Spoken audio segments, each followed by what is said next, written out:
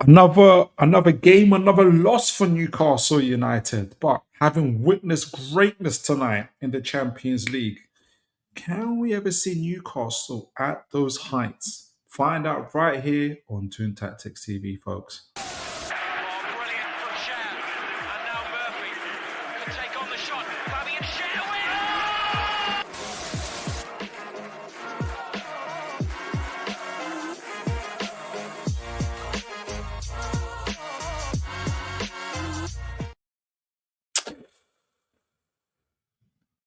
I forgot what date it was. Good evening, good evening, good evening, folks. What an incredible blessing it is to be doing another show, another day with you guys. I hope you guys are all blessed. I hope you guys are having a fantastic evening, afternoon, morning, or day. And if, like me, you just witnessed absolute greatness in tonight's Champions League semi-final, then you would hopefully forgive me and I can forgive you guys for being late to the show. I just wanted to say, wow, what a game. Exceptional game. And let me know if you guys have watched it as well. I'm praying that one day we'll see Newcastle involved in a game like this as well. But let me know what you guys, how you guys are doing. Uh, how's been your week? Hope all is well with you guys. Let me know if you watched the game as well. 5-4 PSG versus Bayern Munich. Unbelievable game. Let me know what you guys thought of the game as well. But on tonight's show, we are gonna do a review, a match reaction, reaction to the Arsenal game, and we're going to be doing another article, well, it's a different article this time from the Athletic, I believe, around Newcastle that gives us a bit up to date about what's happening with Newcastle before doing some scouting reports of other players linked to Newcastle United. Again, focusing on that front line, but I can already see a few folks in the chat as well. Always encouraging to see folks in the chat before we even start the show. God bless you. Good to see you, Oliver. Big up to you, sir. My man, Wobo Jog. God bless you, sir. Says, hey, Phil, just passing by to say thanks for the 3 points, but there was no need for that fight back. Let me know what you felt about the game, Wobo Jog, because I was going to do a reaction. Well, I am doing a reaction to it, but I was thinking to myself, you know, how much was it Arsenal letting us have the ball, and how much was it us having the ball? Essentially, there were times you pressed, but obviously you're far more reserved in this game as well. Plus, I don't think your energy levels are as high. But I don't want, at the same time, I don't want to give us less credit because I thought we were good in possession. We'll get into it, but I'm curious to see your view on from an Arsenal perspective. Or Arsenal, like, it felt like a very different Arsenal to me. Oliver says those teams would destroy us, and well, we're unbeaten against PSG. So I'm just saying, saving Dembele penalties isn't for everybody either. Wobojuk says, I watched it and I can't imagine supporting a team that concede these many chances. My heart can't handle this. That's because you've been Artetified. You've been Artetified, Wobojog, and anything too much transition. My man Olu as well from the Spurs King suffers from the same thing when the game gets too quick and too rushed and there's too much transition gameplay, counter pressing, everything else like that. Counter attacking, excuse me, everything like that. He's like, nah, this is chaos. He can't handle it.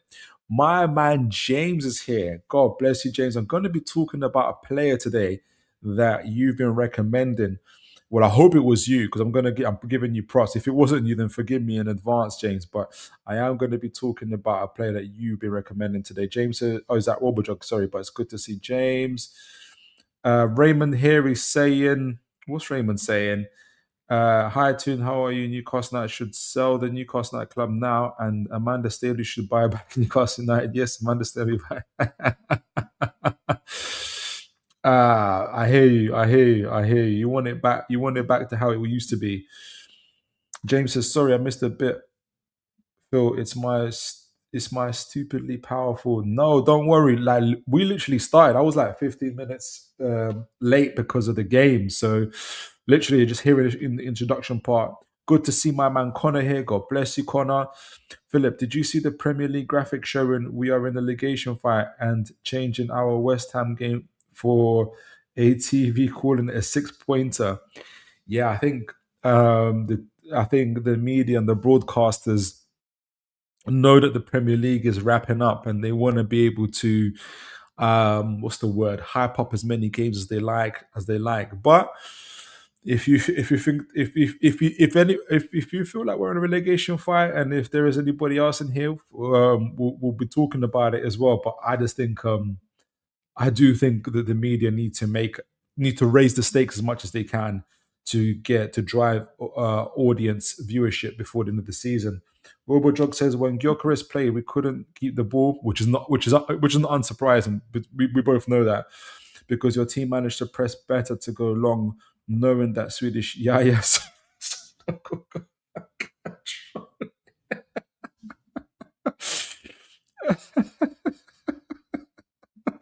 Fair enough. I hear you. I hear you. That I totally agree with that as well. Raymond says, "Hi to Philip. Arsenal versus Newcastle United. Win for Arsenal. Eddie Howe sacked from Newcastle United now, and Jabi Alonso put as the manager of Newcastle United." I hear you. I hear you. I hear you. We'll see if that happens. He is in good big conversations with PIF, so we'll see. Connor says, "I think we survived, but crawl over the line." Well, speaking of crawling over the line, how you like that? How you like that? Or maybe you're keeping it, or are you playing with the thumbnail concept? I love that. I love that. I love that. I love that. But I just want to quickly add before we get into the nooks and crannies of the show. Like I said, incredible Champions League game between PSG and Bayern Munich. Big reason why I was late tonight for the show. I mean, at one point of the game, Bayern Munich were 5-2 down, and I thought we're well out of it. And credit to them for bringing it back to 5-4. Incredible goals. Elise, Dembele, Kvara. Goodness gracious me. I thought Kane was phenomenal. I just, exactly, Connor. Like, I think this is one of those games that unites all fans. No matter like, it's like, oh, this is, I felt like a kid again, man. I felt like a kid. I felt like a kid watching football all over again. Um, Absolute incredible, incredible, incredible game. Loved it, and I hope to see Newcastle getting themselves involved in the game like this, and I look forward to the return leg at the Allianz Arena at Bayern Munich as well. So I don't know which way to call it. I think it can go to anybody, but both teams did themselves. Really, this should be the final, shouldn't it? But we won't discredit the other teams. But it'll be incredible games, incredible. All right, so got a couple more comments here. Yobacho, I threw up in my mouth a little bit when I saw Martinelli, Gyökeres, and Noni. Do you know what? I think. Let me know what you think, Yobacho. But I think Arteta is misusing Martinelli. I think Martinelli is an inside forward, in fact, even as central as possible, really, where he would do best. Like, I think he would do really well in our system, but I hear what you're saying, man. Contemplates his amazing thumbnail again, Philip. Thank you, sir. Thank you, thank you, thank you.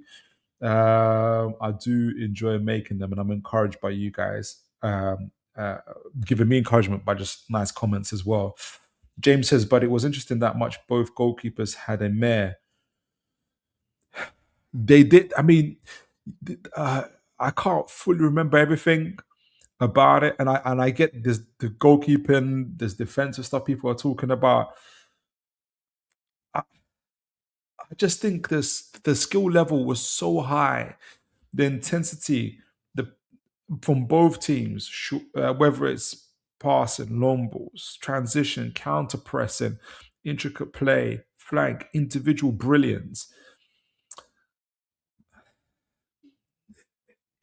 I just think it will take even with the toughest defense in the world, it's hard to contain just individual brilliance like that, in my opinion, anyway. But yeah, man, phenomenal, absolutely phenomenal. I just wanted to talk about it before we got into it, but um, slightly less phenomenal game. I haven't even got the tab on it, but let's talk about Arsenal Newcastle. Where can I find it? Here we go. Arsenal Newcastle at the Emirates, which happened over the weekend. Couple things I wanted to know about this game in advance. Just a couple notes I thought were interesting. Um, we talked about the psychological uh, uh, kind of an emotional element for both teams going into this game. We thought would be very, very key. Arsenal, from the standpoint of where um, obviously they're chasing the league title. It's crunch time. So they're the nerves are there from their point of view. On paper they should be on form they should be fairly they're heavy favorites, but it was always going to be the mental side of the game for them. How will they handle the nerves and the pressure in relation to the game? For Newcastle, it was always going to be about we have been on a very, very poor run of form, lots of fan and media pressure in relation to the manager, Eddie Howe, and obviously some of the individual play from the players themselves. We've been on a 4-5 uh, game losing streak ever since the absolute hammering at the new camp against Barcelona. Um, the Bournemouth game in particular for me, and obviously we spoke about it on this show as well, and others felt fairly the same, was worrying, not just from individual performances, but like some of like the basic fundamental stuff of not tracking runners. For instance, we were seeing it wasn't quite saying, or I didn't quite wasn't quite saying in terms of down in tools or kind of lack of effort, for instance, but just not doing the basics and lack of quality up front, and those things were very much at the forefront of our thoughts. The mental side of the game as well. Obviously, talking about that for Newcastle, our fragile confidence, and then playing against Arsenal. What was interesting to see in this game against Arsenal, especially after going a goal down, was not only did we start well, I thought we were the better team in terms of starting. And probably generally over I say better team generally. We were definitely the better team in the early stages of the game. I felt the and then after the goal was scored, it was a opportunity for us to see where our mental headspace was. What was good for me and from my point of view is that we didn't fold, we didn't give in, we didn't all of a sudden get disjointed and disheartened and stop playing, for instance. We kind of went back to what we were doing before. And I remember the commentators saying the same thing, which was like they've just picked up where they were before, in terms of possession and taking and kind of uh, side of things, taking the game to Newcastle. Now, I know possession doesn't win you games. Obviously, we're not here to say possession win you games. The most important metric is the goals themselves. But we're looking for. Well, I was certainly looking for a performance from Newcastle in this game, and you can see what was interesting. Somebody else noted it. So Newcastle had the higher percentage of possession, and there were other key markers that I remember. I bookmarked it. Someone else said it. I think in and around XG for Newcastle as well. So let me see if I can find it. But whilst I do that, um, this is why I was asking Wobujog at the beginning, because it was a very different Arsenal from what I expected. I thought this would be an Arsenal that would suffocate us and keep consistent and overwhelming pressure throughout the game. Not quite waves and waves of attacks, but certainly continuous control, continuous um,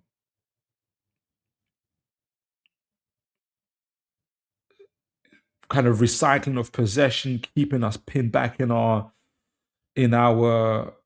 box, not letting us come out, not letting us breathe.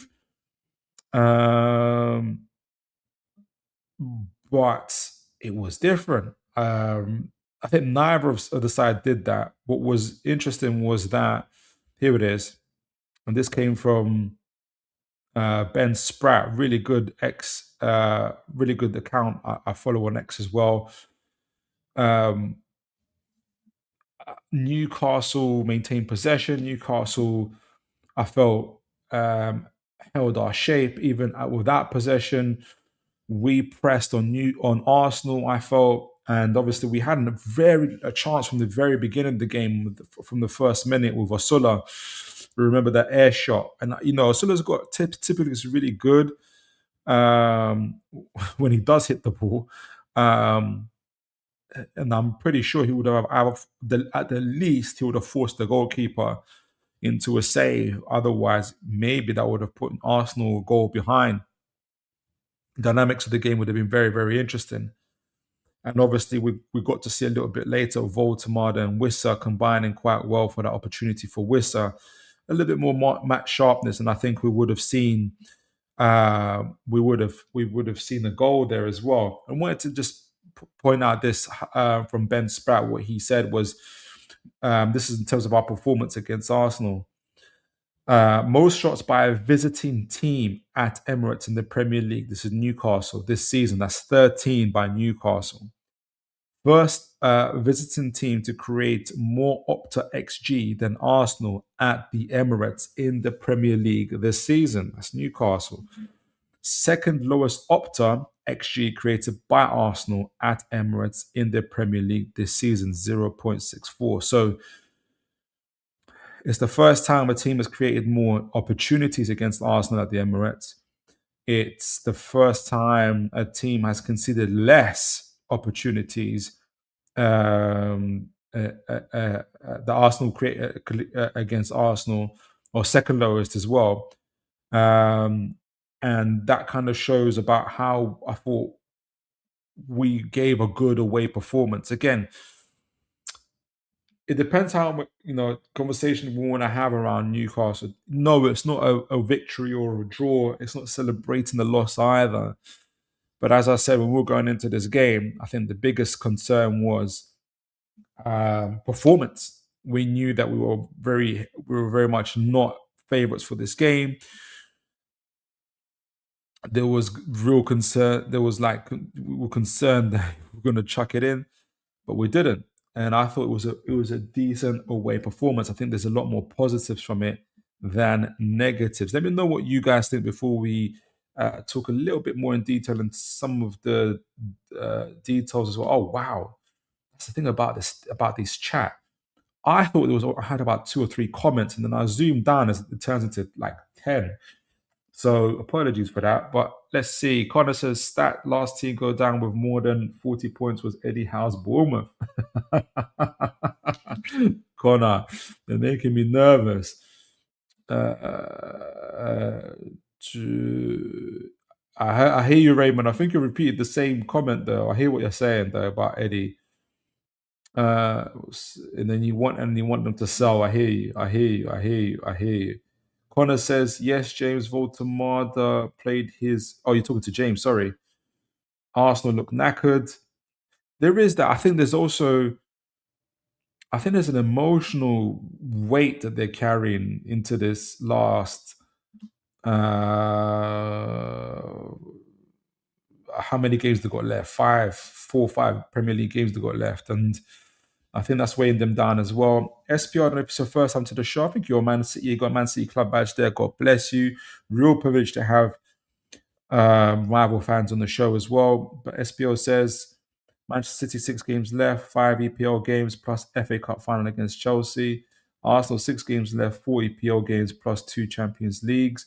So is your point that they got more games and it's going to be more tiring for them? Also, Crystal Palace and Bournemouth are switched with times by Premier League. Oh wow, got switched, yeah. At the 13th of May, City will play against Crystal Palace, and at 19th of May against Bournemouth. So you got some time, you got some rest. Something into your advantage, I see. Fair play, fair play.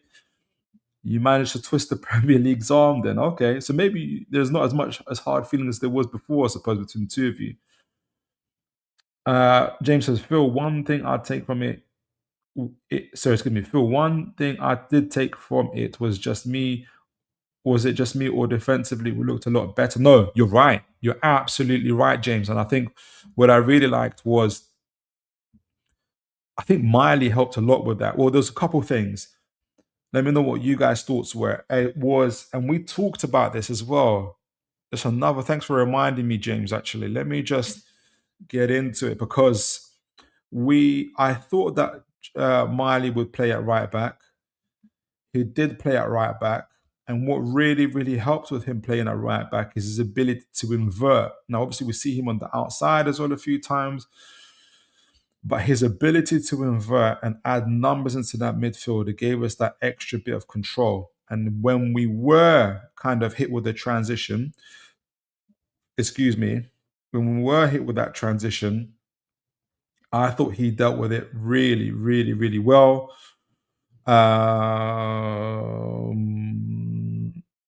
In terms of keeping, he was on his side again. I forgot who was on his side. It wasn't Madueke, was it? No, it wasn't Madueke. I forgot who was on his side. But also, so his interplay um, with Tonali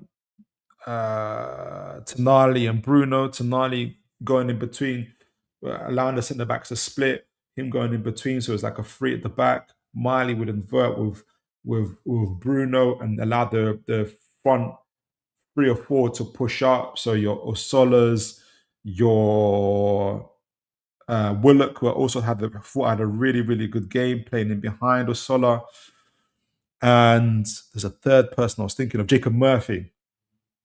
And Jacob Murphy kind of able to support on the right-hand side. So you're right, we're far more stronger. Let me finish your comment, by the way. We looked a lot better having Nick Pope in the defence. I thought so, even though he had a wild moment. When I looked at his data after the match, he looked so much better than Ramsdale. Yeah, he did. And we looked more secure in the... We conceded from a set piece, but we look more secure generally from set pieces as well. So I fully agree with you there. I'll talk a little bit more about our formation in a moment as well. Now Alonso, I hear you, Ray. You're sending the same comment, Ray. I get it. You want Eddie Howe sacked. You want the club to be sold to Amanda Stavely. I hear you. Robert Martinelli's perfect for Newcastle, to be honest. I think so too. Like you said, especially when he drives centrally, playing off a striker like Havertz or Voltemada.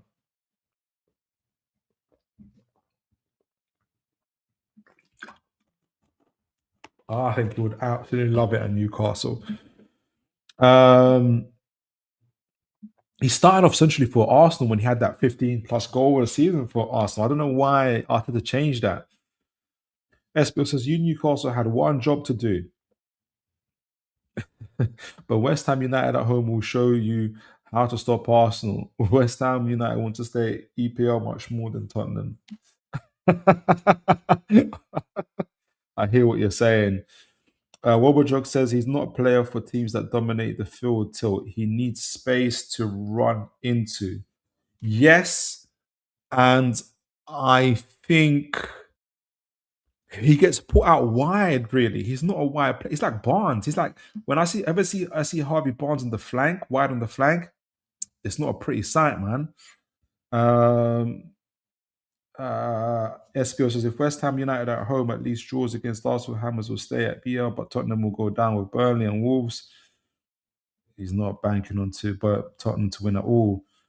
Prosaic says no hope, no hoper killing us. Why aren't the PIF sacking him? What's he got to do? What's he got to do to get sacked? Um, I don't think he's getting sacked, Prosaic. I don't know if it's your first time to the show, but welcome.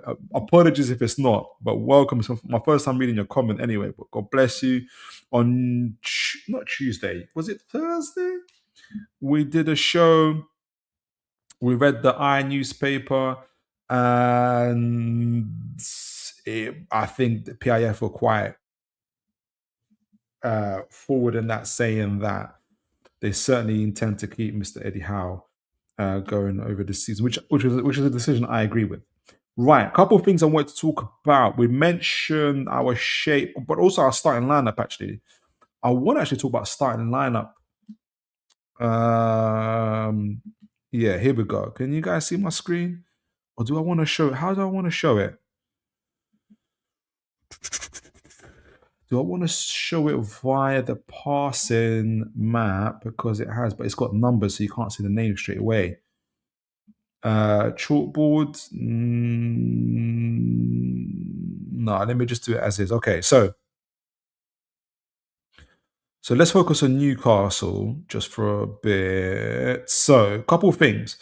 Yeah, Popo's in goal. We talked about that. We got that right in our starting lineup. Botman, Chow, Burn. I can't remember if we put Burn at left back. I think we did. Miley at right back. And ended up being a very, very good choice. From our build up, our build up shape was very, very good. How good was going to be tested against Brighton for sure, because I do think Arsenal were more reserved than usual. But I'm not going to take it away from us. Jacob Murphy started on the right. I thought Elanga would, but the clever move was putting Joe Willock up there with what do you call it, with Mr. Usola. And I thought we were in a 4-4-2 out of possession. But what was really, really good about Joe Willock, and actually it made sense because Joe Willock is often played against Arsenal. And whenever we play against Arsenal, because we're typically the team that's out of possession, Joe Willock is the man that helps us to carry especially in the transitions, to carry the ball. He's such a good ball carrier that helps us to connect the midfield with the attack, which I thought he did really, really well in this game. I don't know what his individual stats were for this game, but I kind of watching him doing the job that I think obviously that he typically does, carrying the ball from defense to attack, was really, really good. Generally, Ramsey was an unused substitute, which is interesting as well. But obviously, we had Mr. Wissa come on in the second half and Voldemort followed. But just to start with Wissa, I thought looked sharp, looked hungry, was pressing.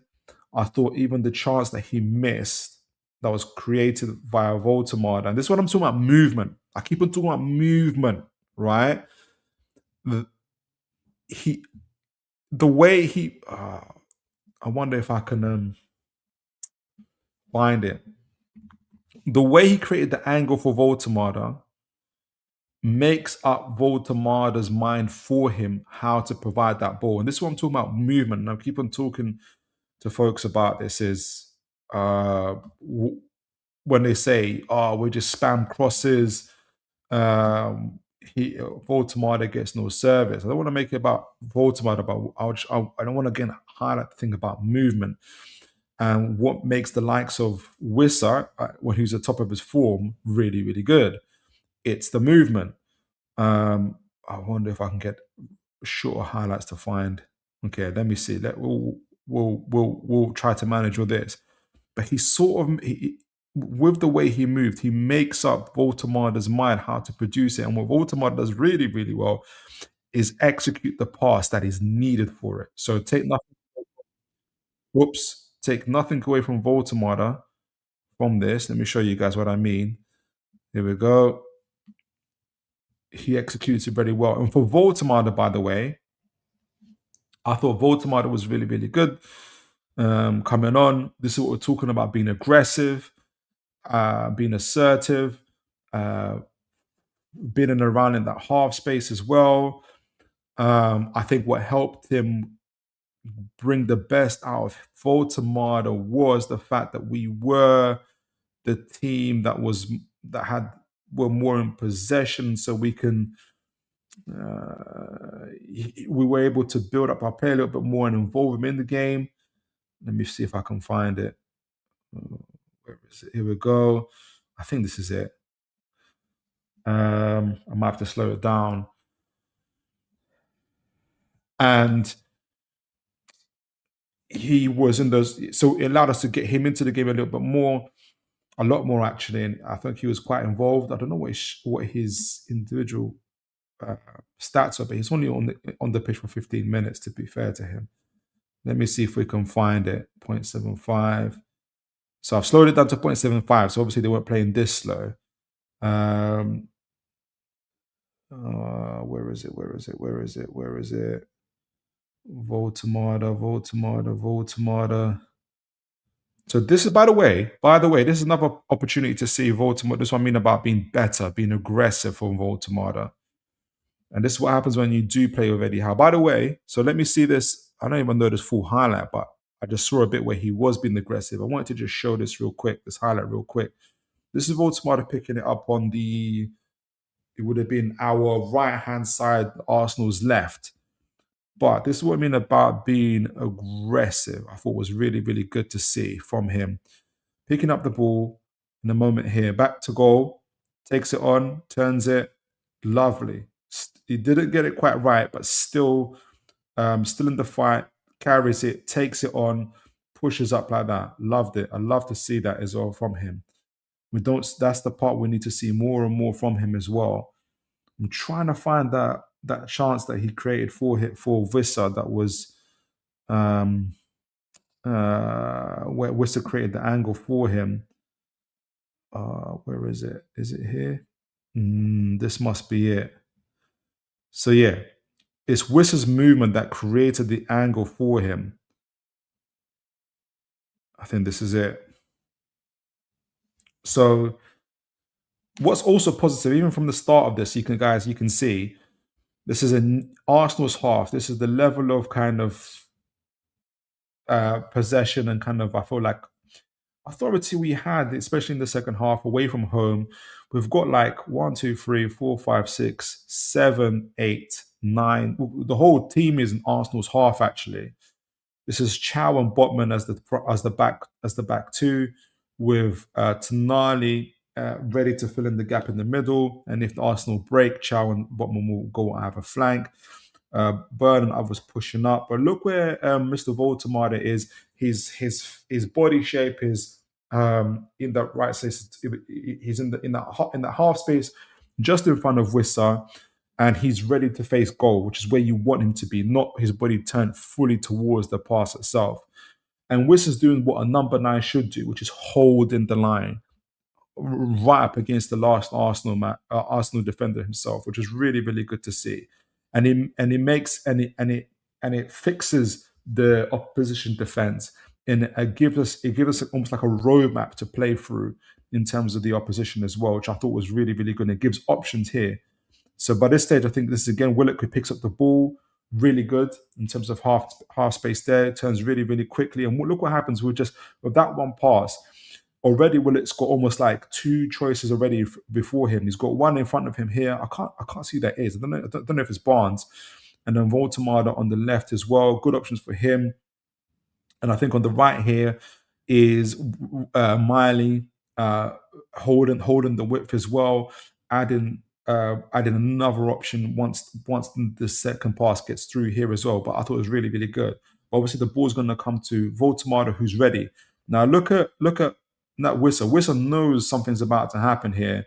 The ball's likely to go to Voltemada, and already he's on the shoulder of the last defender. I think it's Saliba, but he's trying to keep himself away from the visual periphery, the eye periphery or the defender, and he's ready to create the angle. He doesn't stand still. Again, good movement. Voltemada receives the ball fairly well here as well on the half turn. It's about to open up his body, but look, Wissa is about to make up. I have to slow this down a little bit more to be able to show it to you guys what I mean here. Wissa's movement, I'm going to slow it down, right down, makes up Voltemada's mind for him. Look at that run. The angles created for him. The defender next to him has to meet out Voltemada. He does, but the space is created there, and he's on the shoulder of the defender. They're all waiting for him to shoot, but it's not going to shoot Voltemada. Disguises it well. And by the way, also look at this: 1, 2, 3, 4 Newcastle, 5 Newcastle players ready to go in on the Arsenal's penalty box when needed. But Wissa creates the angle for the pass. Lovely. It's executed very, very well, and absolutely unlucky not to get that over the line. I thought it was well created, well constructed, and we were unlucky not to get at least a shot on target from that. I felt anyway. So that was good to see. So I wanted to also I haven't had a chance to look at our pass map for this game as well. So let's look at our pass map. See, well, you guys can't see it. I can see it. So, but I don't know what you guys made of the game, made of that. But I thought it was really positive to see.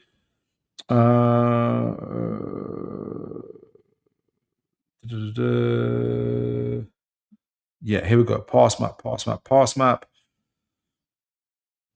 So yeah, I thought Pope even tried a little bit better with his feet in this game as well. we won't the error. Was he likely to stay on? Possibly.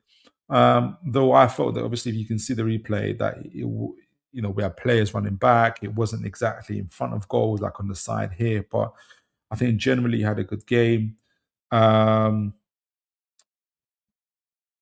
You can see this. Now, obviously, the players weren't fixed in this exact position. These are average positions through the game or whatnot. So we're not going to be overly fixated in terms of this is a pass map. We're not overly fixated on what positions players are in. The pass map, if you guys are aware, the thicker the lines are between separate players, shows the volume of passing between that set of players within the game. So, for instance, between Malik, Chow, and Botman, through the whole game, they had 21 passes between them. 10 passes were from Chow to Botman. 11 passes were from Botman to Chow, which makes sense. And they're a big part of our build-up. So it gives you an idea of the type of patterns to play. And you can see that triangle between Chow, Botman, and Tonali. So, for instance, it was 19 passes between Tonali and Botman, 15 passes between Chow and Tonali as well. So you can see that pattern of passing as well. And then you've got Miley, who was a big part as a right back. His connection with everybody else is really, really important. Miley and Chow, 27 passes between them. Tonali and Miley, 20 passes between them.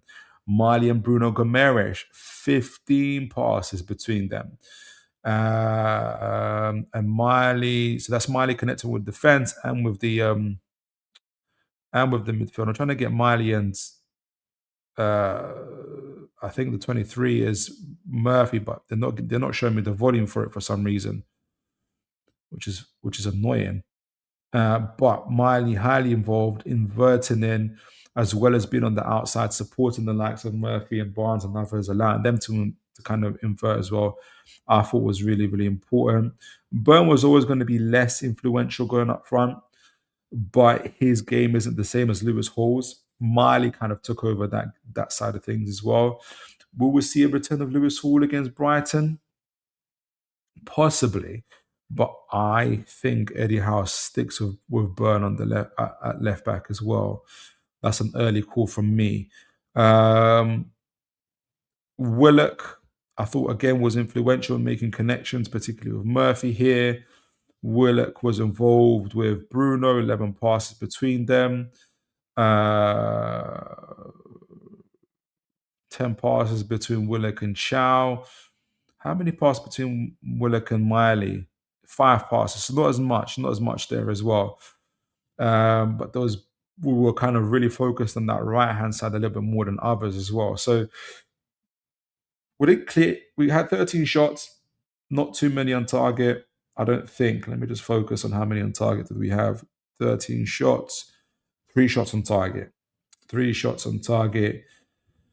That's not counting the Osola air shot as well as the Wissa chance as well. But I thought we gave a good account of ourselves in an away game against a team in Arsenal who are chasing that Premier League title. But let me know what you guys' thoughts were. I thought it was a better performance, a lot more to take away from it than to be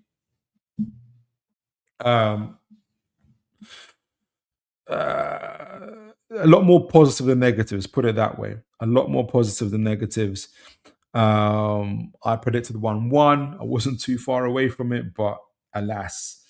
Let me know. Do you want to see? We're gonna have, by the way, for the next game, we're gonna have Joe Linton back. Obviously, Lewis Hall was there. Howe's got a decision to make over him.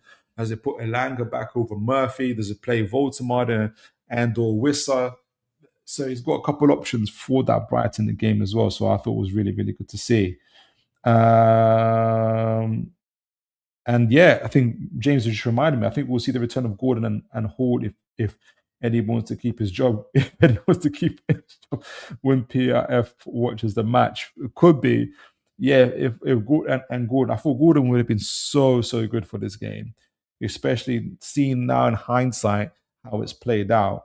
We would have been able to involve him a lot more, and especially high up the pitch. So it's a shame that he didn't play. SPO says Leeds United players touch Pedro Neto with one finger, but Pedro Neto dives like Mike Tyson punched him. I didn't see the game. Talking about Chelsea and others. I thought it was an encouraging performance. We'll talk more on Thursday about the match preview itself, but as James and others highlighted, we've got Gordon back. Joe Linton will be available. Does Elan come in for Murphy? Does Wissa start? Does Wissa and Voldemar start? And or one or the other as well. Does Hall starting for Burn? Let me know. James says, look at my other comment about shots around the goal. I didn't see your comment around shots around the goal. Let me know what you said. I'm looking for. Is it the? Well, we had 1xG compared to theirs. Let me see. Did you mean this? In fact, let me share it. So it's us to the right. We're in the pink. So you can see that we had 1xG. Arsenal had, according to Opta Analysts, we had 1xG. Arsenal had 0.49. So yeah, this was the Wissa opportunity right there. The Botman header. Dan Burn miss. It doesn't include the Wissa one as well. that would have been crazy. And by the way, also, I hated to say, but I also predicted that we had to make sure that when we defended, we didn't defend too low in our box because they'll have Eze on the edge of the box. And obviously Eze is the man who scored as well. So that was disappointing. But it was a unique style of set piece. They used like 4 men to draw the rest of our players away. And there was a well-worked free kick. not something that you see every day. But it was disappointing that obviously something that just to not have uh, to not have stop that from happening. James says for some shots inside the internal box, that needs to be more than double. For some shots inside the inside box, that needs to be more than double. For some shots inside the inside internal box, that needs to be more than double. Let me know what you clarify that for me, James, if you can. Clarify that for me. All right. So just to wrap up in terms of the match reaction, like I said, I think there was more positive than negatives from this game. Good individual performances from Miley.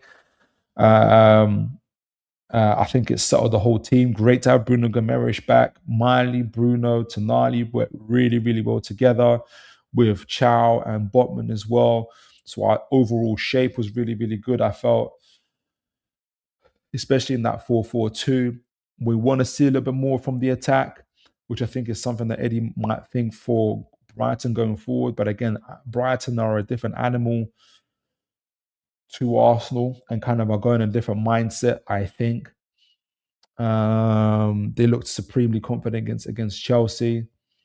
So I think Eddie Howe will be tempted to make changes, but not too many if he were to make a change. So would he play Gordon instead of Willock, for instance? And or would he play Langham instead of Murphy, for example? I think he'll hold off playing Hall, Minte. Well, Minte destroys Hall, or but not destroys, but Minte gives trouble to Burn or Hall really down that right hand side. So that's something to think about. Or down our left hand side, Brighton's right hand side. So that's something to think about. But you want to have attacking options, which is what Hall and or Gordon provide. So it's an option. I do suspect earlier on that maybe Wissa gets the start, but we'll see. Some really, really positives, I thought, individual performances and the overall good team performance and the good mentality puts us in good shape versus who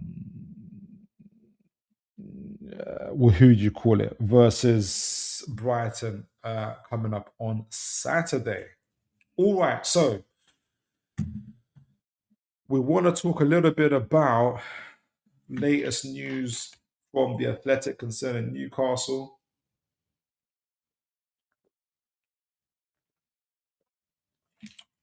Now, I haven't got to read this article, so this is all a bit fresh for me as well.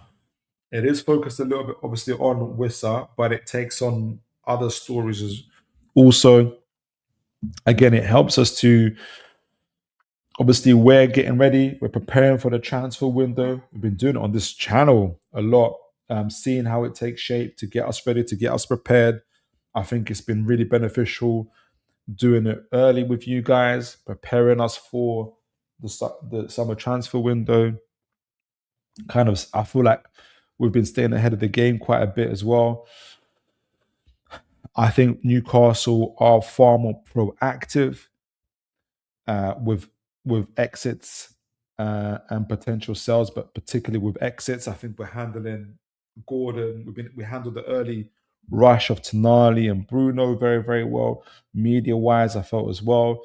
No one's been held back. Newcastle aren't anybody's way should they want to leave. We've let players know, speak to potential buyers, potential suitors, come back, let them know what our valuation is, let them know that we're prepared to do business as soon as possible. We've got the World Cup coming up. Please don't waste our time. Please meet our valuation, or at least talk about valuations with us really, really quickly. We're not standing in the player's way. We're not standing in your way, but we want to make sure we maximize our opportunity to get as much from those players as well. I think we've already made steps in terms of incomings as well to make sure that we've got players lined up, and we've also removed a huge hurdle of switching the approval process, that is approving actual signings once deals are assigned from Saudi to a localized to more local to a localized place to a localized decision making final approval here on Tyneside. So once deals are lined up and we're ready to go, we're not having to wait days, weeks to hear back from Saudi. It's already, we have the decision making process board here on Tyneside. We can do it that day, that hour, and hopefully we don't miss out on any signings. That was the major sticking point for what caused us to miss out on many deals in the previous transfer window. It was also a major sticking point for David Hopkinson before he would join Newcastle United. So, with all that said, things are taking shape for Newcastle. And it's interesting to see what this article from Mr. Chris War, I can never say his name properly, Chris War, our Newcastle correspondent who works for the Athletic, also very balanced journalist in my point of view as well. It gives an extensive read on Newcastle's situation so far, with a focus on the Wissa situation as well. So let's see what it's saying. So as Newcastle to explore young Wissa sell less than a year after the 55 million transfer, which is significant. We talked about it very early on, also on the show, that we are going to take that. Or how serious are we? Because we are going to take a hit in terms of actually this squad overhaul. How serious are we in that squad overhaul? Because it's going to take big sales, or sacrifices in terms of losses to move players on and to be able to bring in new players, which is the most important thing. I feel that it's a little bit more manageable on SCR to take losses than it is on PSR. So maybe that's why we're doing it. But we're hearing early noise that we're ready to sell Wissa for anywhere between 15 to 20 million. But that would remove potentially about 170K if you include bonuses from our books. I can't remember how many millions that would be. Let me just look at Capology real quick before I get there. How much that would be? I remember talking about it on the show, but it would open up a lot of space for us for potential signings. I say a lot, depends on the signings, isn't it? But yeah, 175K all in. That would be 9.1 million per year. That's not including amortization, which could probably increase it about 13, 14 million. So that would be huge. That would be huge for us to take off. So this signals to me that we're very serious about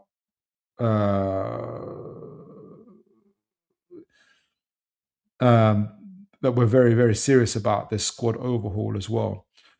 Let me see what you guys are saying before I get into it. Tony, good to see you. God bless you. Says, question, Boki and the lads on NUFC Talk TV say Hall had a fallout with the management, but do you know what it's about, or are they just making it up? I haven't got a clue. I don't know if they're making it up. I don't know if it's happened. Players falling out with management isn't unusual. I think it's on the back of the Bournemouth game where Hall was substituted at half time, which is not nice for any player. But it's especially difficult for a young player. To remember, Hall is 18, 19 now. I think maybe the shame of it would have made him very angry. That's just my assumption.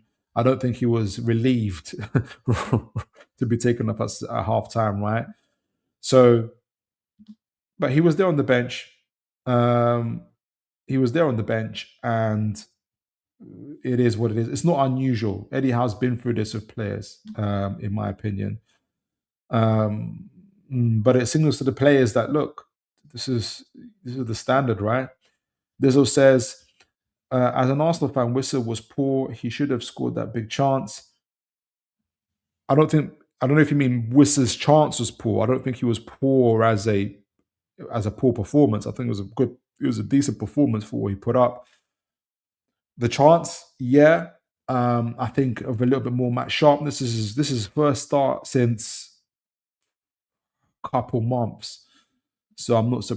So I'll give him some. I'll give him some rope, some not rope, some latitude there. Also, you go on to say watched his for Congo against Jamaica. It's a huge downgrade from Isak, and one goal in the Prem is woeful. He was injured for a big part of the season as well. Um, I don't know what you mean that he saw him against Congo versus Jamaica. I don't know. I don't know from downgrade from Isak. I don't think that you're going to find any upgrade from Isak unless you're looking for your Haalands and everybody else. So it's always going to be difficult for us to replace Isak. Um, but his movement and his profile is the closest we could get at the time to Isak. He was like the fourth, fifth priority signing, and it actually reminds me because I always say our priority was João Pedro, then it was Ekitike, and then it was Sesko. But what I forgot to add is Larson. I think Larson was either before or after Sheshko. So it's like four forwards, if we're not including the lap as well. 5 forwards, right? 5 forwards. Let's say 5 forwards.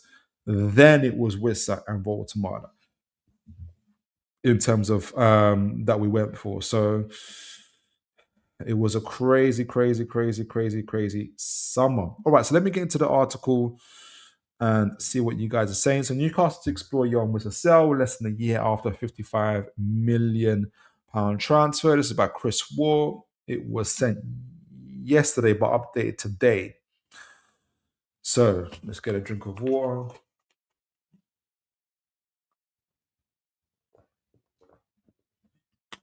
From The Athletic. Right, Newcastle United will explore selling Young Wissa in the summer. Less than a year after selling him, after signing him for a rising to 55 million. Big fee. We had to overpay. Fifth or sixth choice. Wissa joined Newcastle from Brentford on September the 1st after a protracted pursuit that encompassed most of the summer window.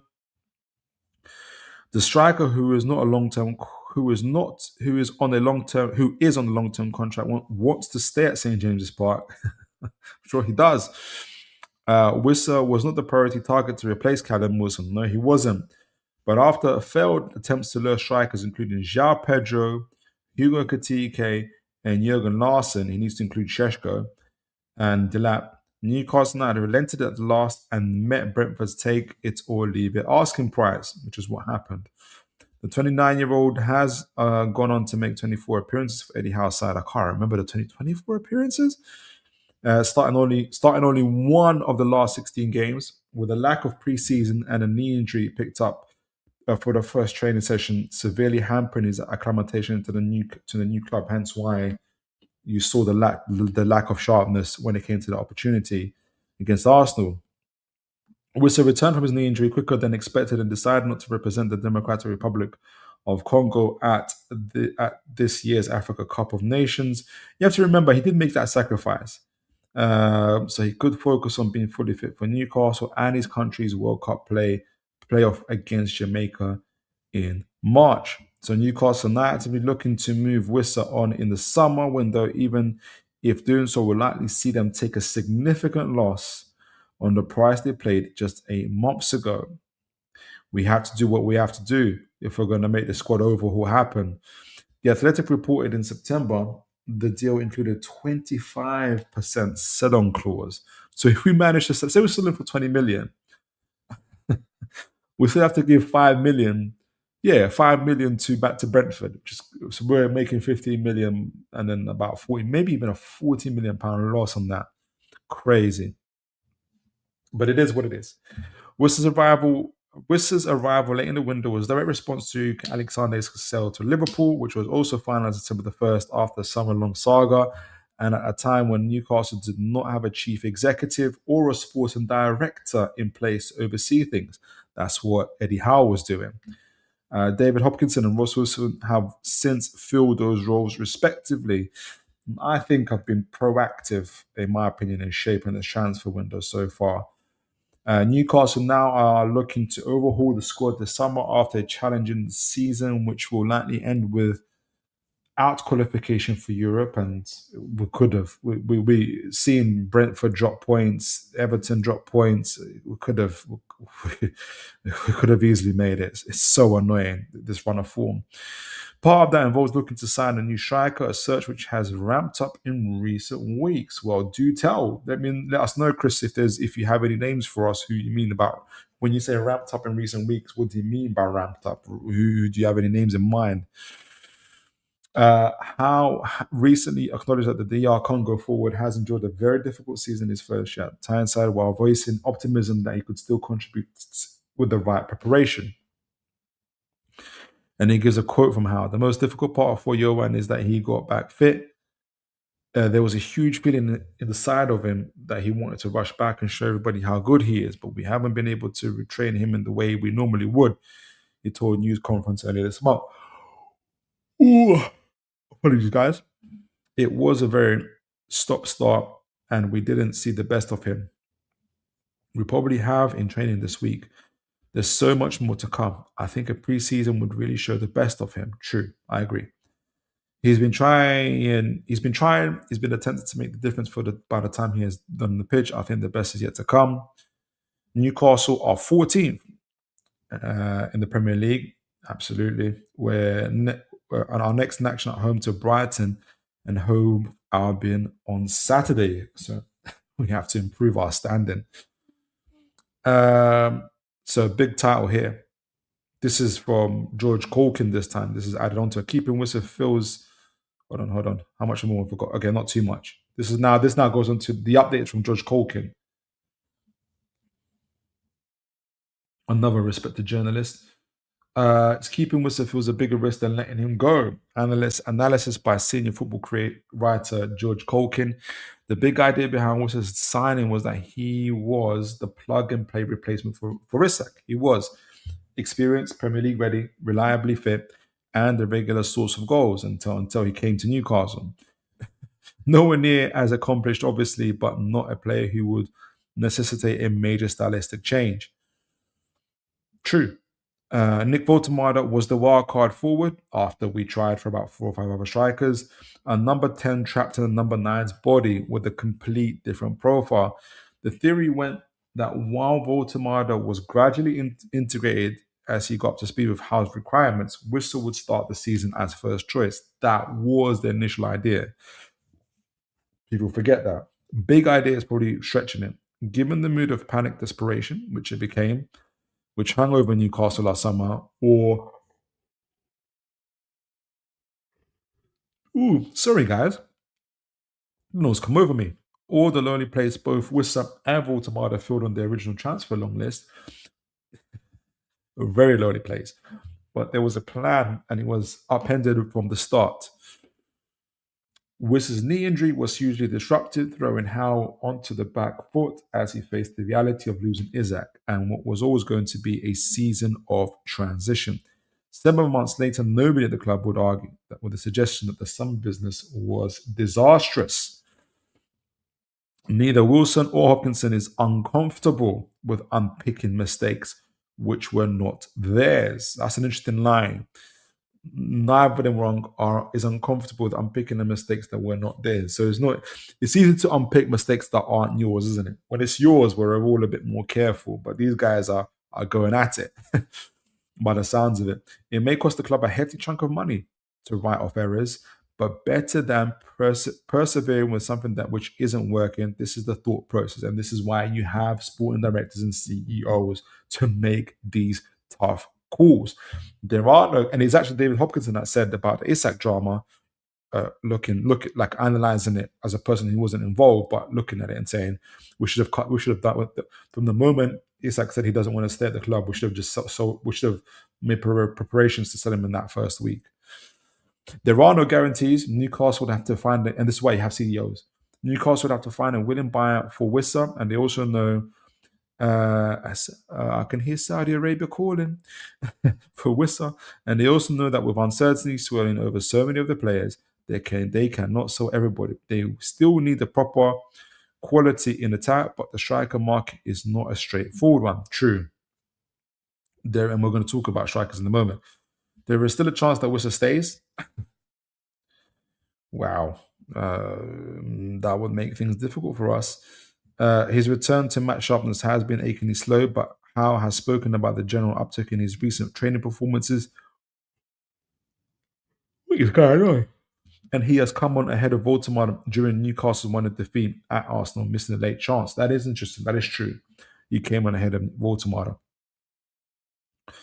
The Wissa Newcastle thought they were buying at an exorbitant and nonsensical cost. Wow. Would still be an asset, certainly in a backup role, but to date he has been the opposite. He was supposed to be the anti-gamble. Keeping him now feels like the bigger risk. Some analysis there from Colkin on the back of Chris Wall. So a lot to be said there, and it's talking. I think it adds a lot in terms of how Newcastle are preparing and viewing their transfer window. To keep Wissa, they say, is a bigger gamble than it is to sell him. Is the thought process, which is super interesting to hear that. I feel quite positive hearing that, to be honest with you guys.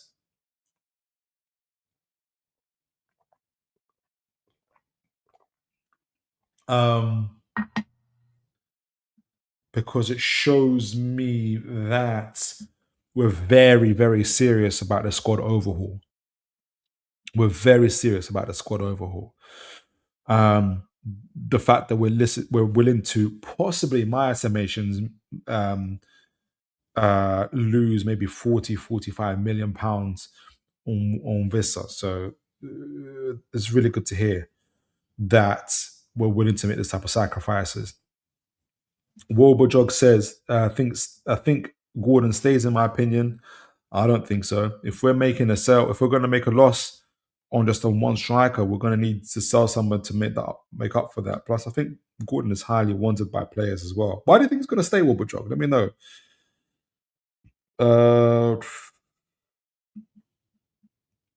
Wolbajog, Gordon's expected to add value to potential new teams. Bayern, Arsenal doesn't justify the expected price Newcastle will last for. That's why I think he stays.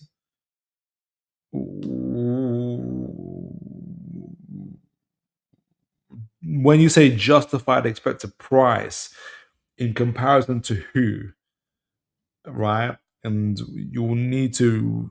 The challenge would be, if you're there, we'll be looking for a player of a similar profile who costs less. So 25 years old, international, has had 2 seasons where he's got 20 GA, Champions League experience, international experience, 26 GA over the last 5-6 seasons versus top 6 sides. So he's a big game player. If you can find someone of that profile costing less than, I don't know how much you think he's worth, then fair play to you.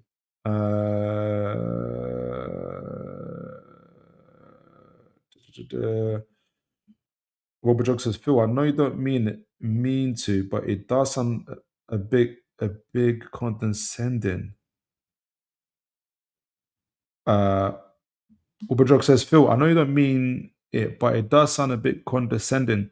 Bottom half of the table teams have been very competitive this season. Even promoted teams this year are doing insane numbers.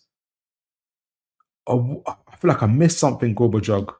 What did I say about them? Oh, about Everton and stuff. Do you mean like about Everton and stuff?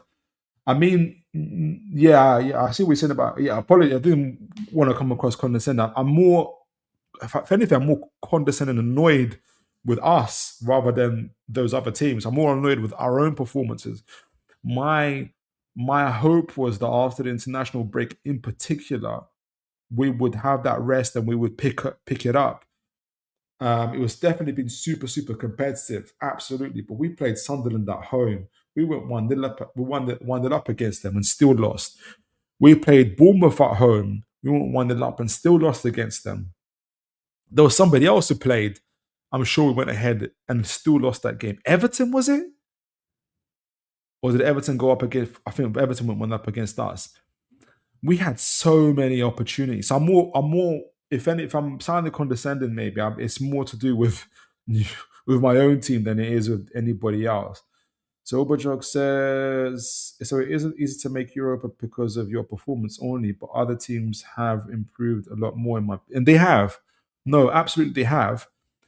I think even just in the three games I've mentioned to you, right, where we were coming back from winning positions, that's 9 points. That will put us at 51 points, right? That will put us at 51 points. What's the league? What's the league saying at the moment? This is what I mean. If we take the league as it is, let me show you this. Can you guys see that? So I mentioned about 3 games already. Where's the league? There's Newcastle. Can you guys see that? Yeah, you can see that. So where's the Premier League? Give me the Premier League. That's the standings. So we're on 42 points. 51 would take us 6th. So that's just some of those games that I mentioned. Olive says, it was funny you mentioned all the teams we dropped points to as well. So I'm more frustrated. I'm more frustrated at that, to be honest. We've got How Out Crew. God bless you. Welcome to the show. Only the bottom 2 Burnley Wolves have lost more Premier League games than Eddie Howe this season. Indeed, and neither of them have been to the Champions League last 16 either. Oliver says, we always go ahead and lose. It's the Newcastle way. Yeah, 25 points dropped. 25 points dropped. It would feel strange to hold the lead. It might. I hope to see against Brighton as well. But absolutely. But just going back to quickly kind of concluding that that Athletic article, I think what I take most from it is that Newcastle are prepared to make the hard decisions and then making those hard decisions really, really quickly. The fact that they could lose anything between 30 to 40 million on Wissa and have already decided that it is better to lose lots of money on him now. It's a bigger risk to keep him than it is to sell him. Is very telling, and it sets the tone in terms of exits going forward in the summer. We've already had some news around Fabian Schär, which we're not surprised about, likely to leave, and Kraft likely to leave. If Trippier's already said he's leaving, so. But that's like the contracts that are running out. The fact that we're looking to sell Wissa is super, super telling. I wonder how they feel about Ilanga. We read in the last article from Mike Douglas, something I forgot his name now. Also, talking about every other show, and he mentioned via PIF sources they named in bold writing both Ilanga and Wissa, which was interesting. So, although I think we're keeping the Ilanga more than likely, I think Wissa, because of his age especially, will go. But we're willing to make those type of losses. I think we've been very, very proactive. I think there's a lot of ground already been laid in terms of exits and potential incomings as well. So I feel like this article, if anything, supports a lot of the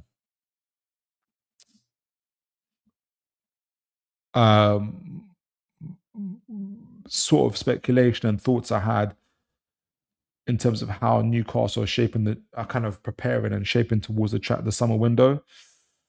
Going to be very, very interesting. James says J7 as well. When you say James, have you heard some news on J7? Let me know because I'll look that up actually because that's another one. That's an interesting one. Would they be open to selling J7 because J7 has 2 years left in his contract? If that was the case, that's quite big. That's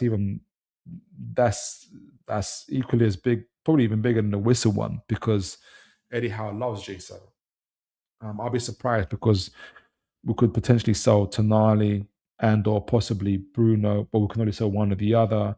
We know that Willock is going.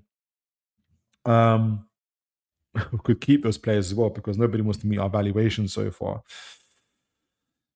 So there's a lot there, and it's to take from that as well. So again, that actually obviously it's been speaking about forwards, potential exit of forwards.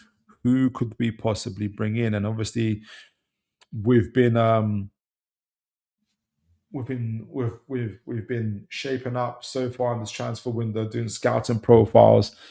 We've been looking at the back line, the midfield. We've been looking at overall finances of how it's shaping up, and we've already looked. We've gone back to looking at the forward line. So we've looked at the left wing. We looked at this in the previous shows with the likes of Alfonso Moreira and with Ibrahim Bai, who actually has been linked to Liverpool today. And in the previous window, we looked at previous show, we looked at Alvaro Rodriguez or Rodrigo, very promising forward, very Isak / Pedro like forward. And the other gentleman, Romolo from Leipzig, as well. Two young forwards that could come in. There's one more forward I want to talk about today. Or is it two? There's one more forward and one more left winger who could play right wing that we're going to talk about in today's show for the scout profiles. Now, because of the Champions League, I didn't get too much time to put it together, but I had more time to look at one than the other, basically. But I'm really looking forward to it. One of them, our man James, knows very, very well. And I've been ignoring a lot of the stuff around him. Not ignoring, but I've put it to one side a little bit because, to be honest, I didn't think we would be that serious about him. But there's been more and more media news coverage on him and linking him to Newcastle. And the more you kind of do scout him, if you kind of looking at other kind of analysts who've watched him play and are really impressed by him, the more I kind of get to learn about him, the more like he seems to be like a Newcastle style of player. But I'm looking forward to talking about him. Just before we do, got one question here from Tony. It says, what has to happen? So question, what has to happen for you to lose faith in how or certain players? To lose faith in how, I think it differentiates always with any manager is if they lose the changing room. That's the most basic one. If they lose the changing room, then like regardless of what's happened, you have to go. You're not going to sell the entire changing room. I think it depends. The question kind of it feels a bit loaded. What else needs to know? We're 14th and this, that, and the other. I think the season's already been written by the poor summer transfer window, which was outside of Howe's hands in the first place. He became CEO and sporting director because, unfortunately, our CEO is fighting blood cancer. Our former CEO is fighting blood cancer. But our sporting director, Paul Mitchell, did a runner 24 hours before the window started. So we was always doomed to fail almost from there on. I think so there's basically mitigating circumstances. Newcastle could have had João Pedro and Trafford in the first week, but we didn't. I think that changes our window a lot more. Had we had a sporting CEO and a sporting director of David Hopkinson and Wilson, we would have sold Isak within that first week and would have got those replacements in, plus the players that we wanted. And our season would look a lot different. So I feel like the mitigating circumstances override anything directly to do with Eddie Howe. It doesn't leave Eddie Howe blameless. As I mentioned, especially after the international break, I thought we would look better, stronger, we'll have better results, and we haven't. That hasn't happened. Um, I think the fact that we dropped 25 points from leading positions, we also lead the table for individual errors as well that lead to goals scored. The individual errors are to do with players themselves, so that's the players. But leading, producing 25 points from leading positions, even a third of that, 7 or 8, or I think it's a little bit higher. I think Eddie Howe, with some of his tactics, should have adjusted some of his tactics for the team. I think that would have saved us 8 to 11 points. I think could be far more competitive. So he's not entirely blameless, but I think it doesn't justify him being sacked. I don't know. He's gone from winning the League Cup and qualifying for the Champions League while spending no money on a first team player in 3 transfer windows. I think that shows an incredible manager. It doesn't go from being an incredible manager to being a poor one, just like that. So I haven't lost faith in Howe. This season, I think there's a lot of mitigating circumstances for it. In terms of certain players, let me know the player. So new signings I typically give 2 years, but I can still give my own honest judgments and thoughts on them. So Elanga's had an incredibly poor season. He has a lot of making up to do. Vortemada less so compared to Elanga, who should be used to the Premier League. Wissa,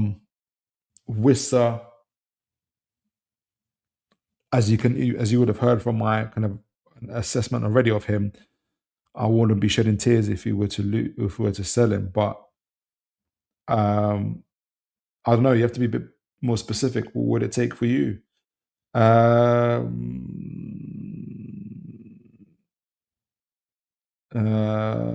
Wow, there's so many. I thought I just had 2 comments. There's about 10. I'll go to them in a moment. But let's talk about this before, and I'll get back to the comments as well. I thought I had like 1 or 2 comments. This thing is so slow, man. Sometimes so annoying. All right, so Gonzalo Garcia, James. Let me know if I got the right man. If it wasn't you, please forgive me. Let me know. I'll take it back. But I think it was James that kind of forwarded me. I want to give credit to James because the more I learned about Gonzalo Garcia, the more I've been impressed by him. So Gonzalo Garcia, 21-year-old Real Madrid academy player, or not academy player anymore. He's a senior player now, but on the periphery of things. Spain under 21 has been linked to Newcastle fairly consistently so far, especially over the last 2-3 months or so. So Newcastle blockbuster transfer on, as Romano says, Real Madrid gem available on the market. So there's various reports in it on him, mainly from Graham Bailey, folks at Talk Sport. A few Spanish outlets will also link him to Arsenal quite strongly as well, as Arsenal are looking to sell Gabriel Jesus and replace him with a younger profile. So there's definitely some competition there as well. I don't know how much Arsenal are willing to pay, but I think Newcastle are willing to pay a lot of money for Mr. Gonzalo Garcia. Let me know, folks, if you know him. It was you, James. Thanks, James. Good. I can give all the credit to you. And please do add your bits on this, James, because I know that you've watched I think you've watched the guy play. You speak very, very highly of him. And the more I got to learn about him, because at first when I watched him, I was like, I can see obviously he plays for Real Madrid. He's decent, right? But I wasn't overly taken. But then the more kind of studied and seen, I was like, okay, I can see why. So Just to add, he's currently on. He's obviously a Real Madrid player. He's on the contract that runs out in 2030. He earns 40,000 euros a week, all bonuses included, which is probably about 35K. So it's definitely manageable. If you move on a Wissa, who's on 175K pounds sterling, you can have two Gonzalo Garcias, and whilst doubling their wages, which gives you an idea of why Newcastle probably are willing to take the risk on selling Mr. Wissa even at a loss. Wobojog says, if he's on the market, Arsenal are in for him. I just know it. You can tell. Do you know him, Wobojog? Let me know. Do you know about him? Let me know. Right. So, and I know that they're looking for some sort of sell-on clause for him as well, which is interesting, which Real Madrid really love, but I hope Newcastle don't go for it. This is his heat map. I didn't get a chance to put his injury record. Let me make sure. Did I find his injury record? Let me just double make sure. This I'm saying I had to rush it. I had to rush it today. I'll talk about his heat map in a moment, but you can see he's everywhere. He is everywhere. He is a number 9 for sure, but he is he's a number 9 who is a hard-working number 9, willing to run, to press. Is even able to play on the wings if you want him to, but obviously primarily he is a number 9. Let me just double check. I'm just trying to check his injury record. I don't think it's anything major, but I didn't get a chance to look at it. So annoying. What am I doing here? Okay, good. So you can see, like I said, all over the spot here. Yeah, 0, which is good. 0 injuries. I thought it was. Where is it? And when you kind of see a map like this, what's also really kind of encouraging about it is that he's going to be good in different areas. You can see that he's good in the half spaces, a little bit more heat in others. He's played just about 1,000+ minutes this season. This is from this season, right? So it's going to be fairly faint. It's not going to be as red hot as you would expect for someone that's played 2,000, 3,000 minutes plus. But it gives you an idea, an indicator of what kind of striker, what kind of player he is. So let's get into the profile of it as well, of what kind of player he is. Wilbur says, yes, I do. He reminds me of Benzema a lot, especially during his later years. His running gait, his movement, high potential to be a great facilitator and box efficient. And you know what? It's good that you mentioned the facilitator. That's what his heat map kind of, it does. It does reflect that as well. Let me go back quickly. So, did I miss it? No, I didn't. Brilliant. Okay. So I thought I missed something, but I didn't. So I took 3 scouting profiles of him that I could find on him. One from starting from his earlier years, he's 21 years old, down to now up to the earlier stage. So it gives you kind of it gives you a good, clear picture of the type of player he is. Obviously, currently with the Real Madrid first team at 21. But this is like his evolution, the evolution of a Madrista gem. So this is taken from 3 different sources. The first one is from, on the phase 1, the technical foundation, the La Fabrica prospect, the Real Madrid Academy player. This is from the scouting app, big app. You love to use it. This is in June 2024, so he would have been 20, possibly 19 years old. And this is what they know. They say analysis. Early reports identified Gonzalo as a technically gifted player with elite ball control, standing at 1.82 meters. So it's not overly tall. It's not the typical type of height that Eddie Howe looks for. He was noted for his ability to operate in tight spaces and his high-level first touch. At this stage, he was primarily viewed as a creative winger. Keep that in mind, where his roots are coming from. He was viewed as a creative winger who excelled in combination play and possession based systems, showing a natural affinity to verticality and identifying spaces to exploit between the lines. So he was seen as a winger, hence, and that kind of profile of striker, Eddie Howe loves. Yes, he's a number nine. Yes, you box presence, box dominant, running between the lines, but someone who's also able to link up play, as mentioned, Aubajo mentioned, facilitator. That comes from his roots as a winger. That was in his early parts. Tactical breakthrough, the Castilla Star. This is another scouting report that was done by them. Again, the scouting app talks about it in January 2025. So last year, he would have been 20 years old. As he transitioned into a senior role with the Real Madrid Castilla, his technical, I think that's the B team. His tactical intelligence became his standout trait. This report highlighted his versatility, noting he could play as an attacking midfielder, creative winger, or advanced interior. So like a attacking mid stroke 9, but more like an attacking mid-ish 10, hybrid 10. His intelligence of movement was deemed advanced for his age, specifically his ability to drop deep to receive the ball or attack the space behind the midfield with calculated bursts, which is exactly why Eddie Howe is eyeing this guy up. It makes a lot of sense the more you read about him, and especially in terms of our system, because he works very, very well for our system.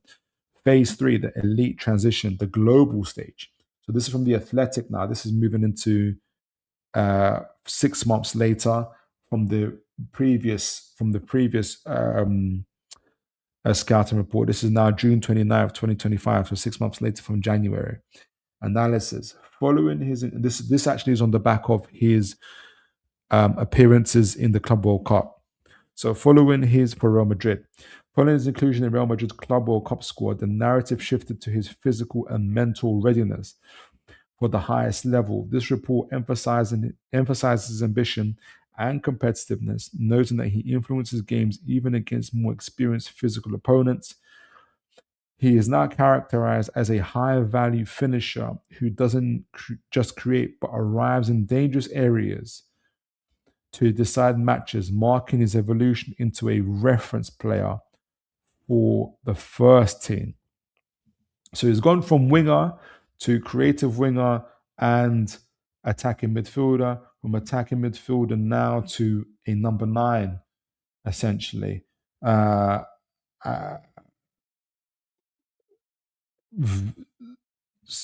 So his ability, so it just shows his evolution, his growth. There's a real diamond in the gem there for sure. And you can see why Newcastle are looking at him very well. This reminds me, I'm going to have a closer look on the scouting app in terms of his data. But just to add, and unfortunately my name covers the thing there, which is annoying, but precise strike and elite dribbling. So he's noted for his strike, his ability for his precise striking and elite dribbling ability. His 1.82 centimeters frame allows for long strides that make him a major threat in 1v1 transition moments. There's a lot about him that Newcastle would love. Intelligent spacing. So we're talking about his strengths here. Exceptional at identifying exploitative space. He knows exactly when to position himself between the lines to disrupt defensive structures. Mental fortitude, shows immense personality to take responsibility, which you have to have at Real Madrid. In key moments, a trait that earned him the trust of Carlo Ancelotti for senior competitions. Yes and no. Obviously, he played in the World Cup, but other analysts have said that Mr. Ancelotti could have used him a little bit more, particularly in the days where Mr. Mbappe wasn't enjoying playing through the centre too much. So let's look at his pros and his weaknesses, pros and cons. Pros: creativity, high-level ball control and feinting ability, coming from his roots as a winger. Tactical IQ, advanced understanding and dropping and attacking. Versatility, equally effective as a winger, number 10, or an interior. Clutch factor, very interesting. So, by the way, it's highly versatile, number 9. Just obviously, we're just seeing that. Clutch factor takes responsibility in high stakes matches, which he proved at the Club World Cup, as well as playing for the Real Madrid B team. Weaknesses: physicality, needs to continue building strength for elite duels, which he's getting very better at. Decision weight can occasionally overcomplicate in the final third. Defensive volume, work rate is good, but tactical tracking needs refining, which is understandable. I think with Eddie Howe, that will definitely improve. They said the work rate is there for him. He keeps very, very busy. Aerial presence, correct positioning, but not a primary aerial threat. So the verdict on him is Gonzalo Garcia successfully navigated the difficult jump from La Fabrica, the Real Madrid B team, to the Real Madrid first team by blending the technical elegance of a playmaker with the movement of a modern striker. He has become a tactical wildcard. Having already made his mark in the World Club World Cup, he is on the trajectory to become a cornerstone of the next generation of Spanish football. So a lot of high praise for him. A lot of high praise for him. Let me know in the chat if anybody else knows him, how well you know of him. I'll look at some highlights of him in a moment. There was something I wanted to note from the scouting app about him, but I can't find it on my tabs. But they rate him. They give like a really specific rating for him in terms of physicality and technical and tactical ability. But in general, they're scoring very good in all those areas. But let me know what you guys are saying before we go to the highlights of his highlights. I wanted to see something as well from his general record as well from the transfer market. Let me see if you guys can see this. Oh, you can't see it because I've got this on.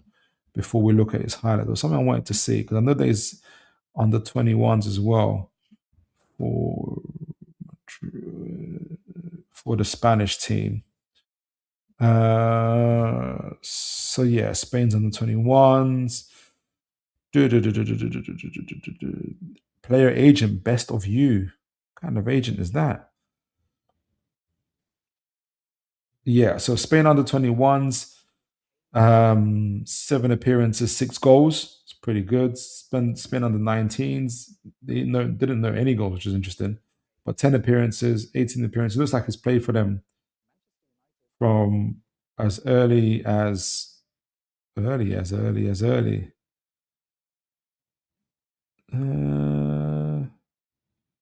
When did they pick him up? Looks like he started at number 19s. Excuse me, age 19s. I could be wrong though.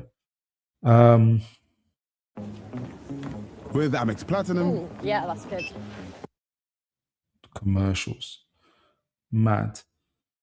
But yeah, young player. Let me see if I can find his highlights before I do. Let me set it up before I do. Let me know what you guys think of him. Newcastle are said to be looking to make an offer between 50 to 60 million euros, according to some reports as well. So, which is about what, 40 to 45 million pounds, which is standard considering Archie Gray cost 40 million, 18 years old, for instance.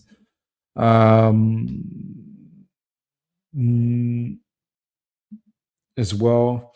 James says there's a lot more data on him, Gonzalo, when he was in the secondary club 20. He's as an often being used in the main club whenever necessary, but he has 6 goals in the main squad. Yes, nice, absolutely.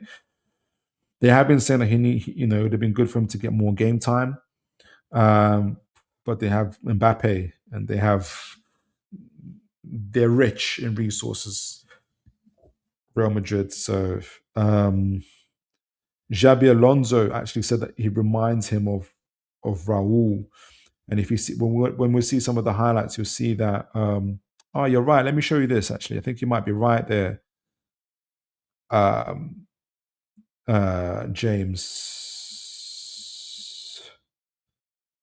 Here we go. So yeah, main team has got 6 goals. So if you can see it here, can you guys see that? Yeah, you can.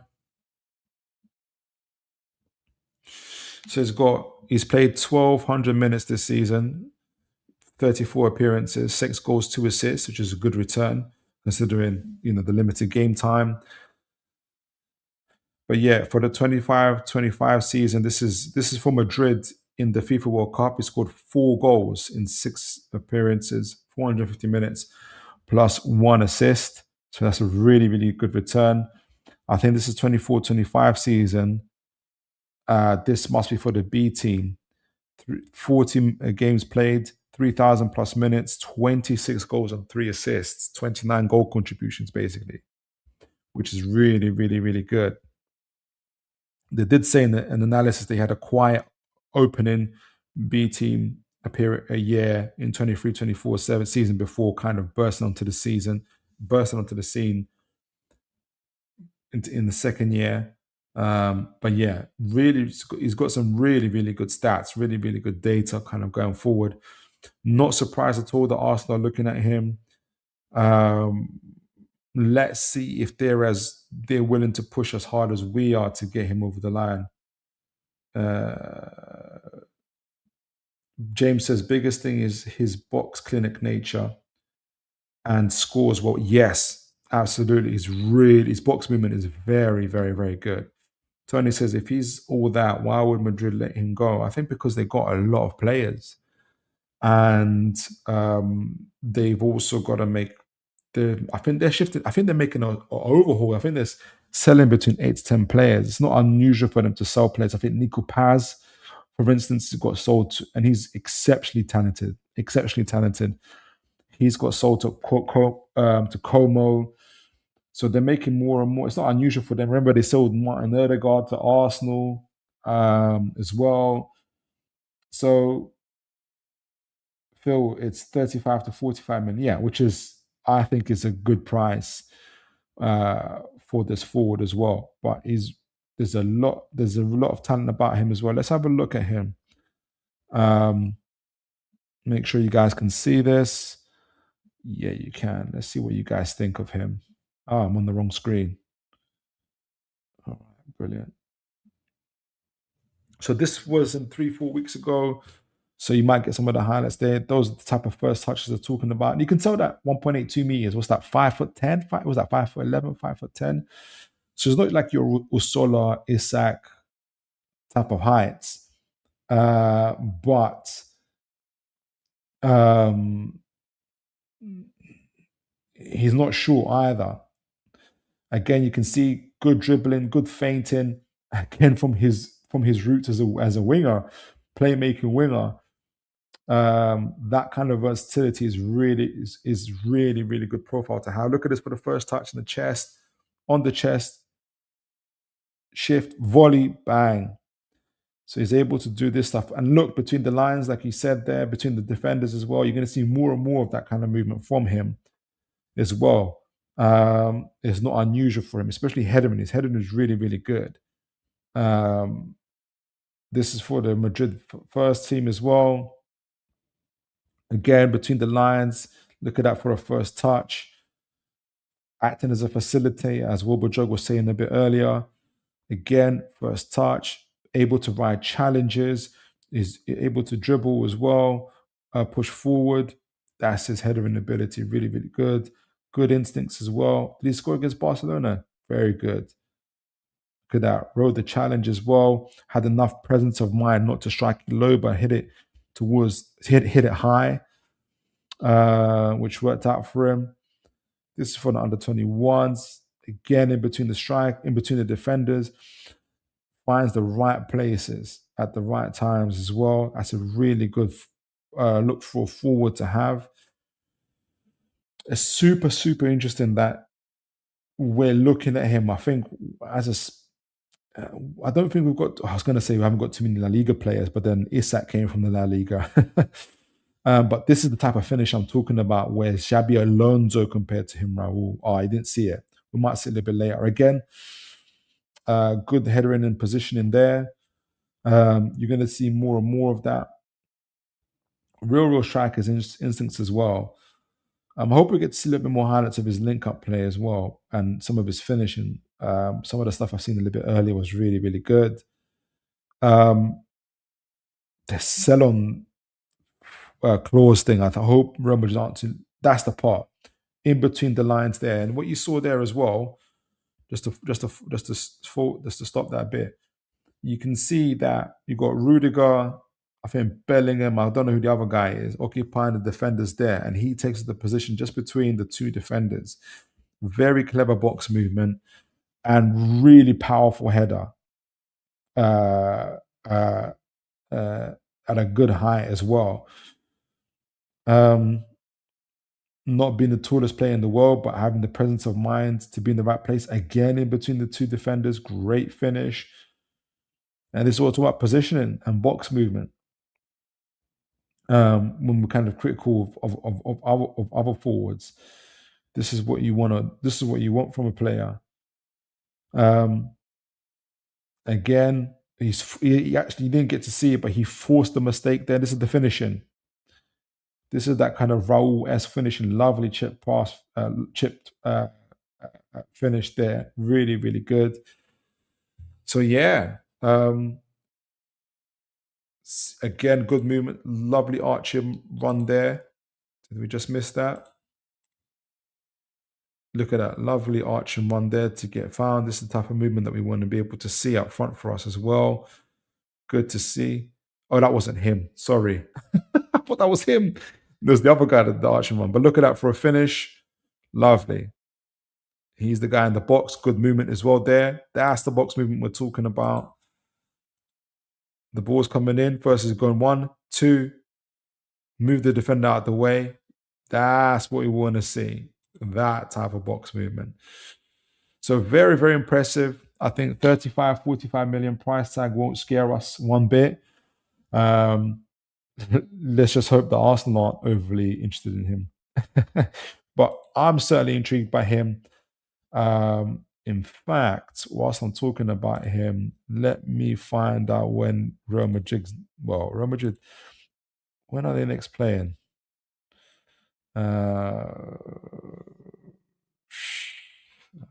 might have to tag him on on Sofa Score, so I keep up to date with him, because I am impressed by him. Yeah, put that on Real Madrid.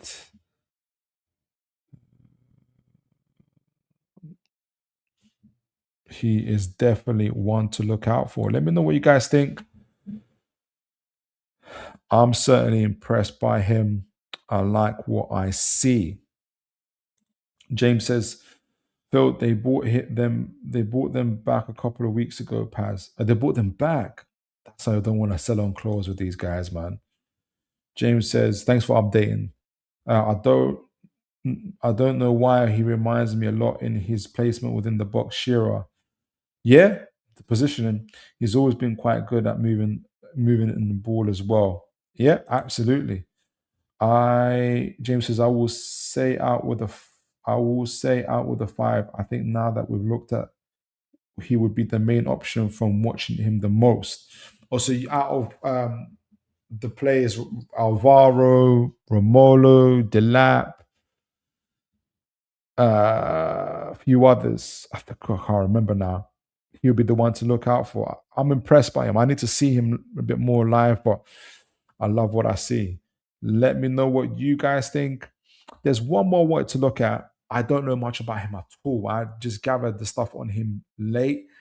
But because I know he can play left, he's a left winger primarily, but can play a right wing. I thought I would squeeze him in. But if you guys want, please do continue letting me know about Mr.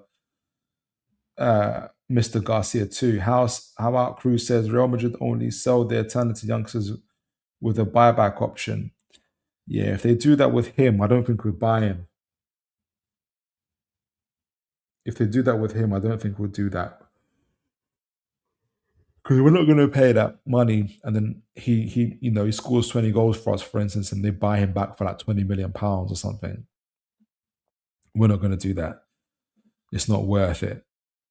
So the other player I want to look at is Antonio Nusa, a player again I haven't got to see much of, but constantly hearing about him. But also in this report, Newcastle. This is in February 16th.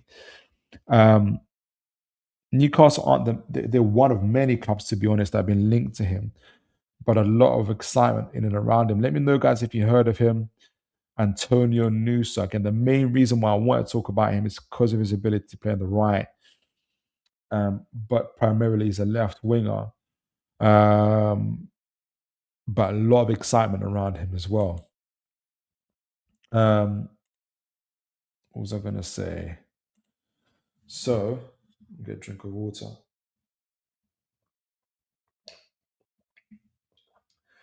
Currently plays for Leipzig.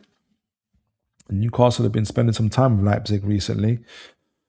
He's currently on 40,000 euros. So that's about what, 35K. This is all in terms of bonuses. So again, very, very doable in terms of wages. We can double his wages and still be comfortable. We can double his wages and get another player on double their wages at 80K after selling Wissa. Although his contract runs out in 2030. He's 21 years old, Norwegian international, plays for Leipzig. So I should have said that at the beginning. I have to say though, right from the front, right from the jump, he's 21 years old, is he?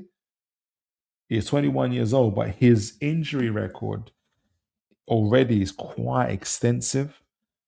This is from 22-23 seasons. So this is about 3 to 4 years ago. So he would have been, this is between 17 to 8 to now to 21. He's already spent quite some time away. But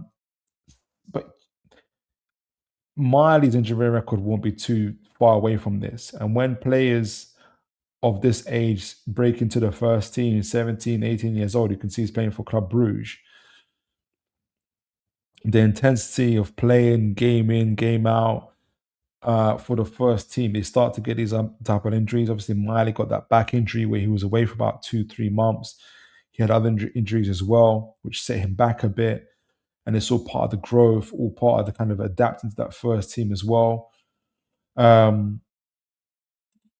So I'll give him some leeway. So you got muscle injuries. He's actually got a back injury himself as well.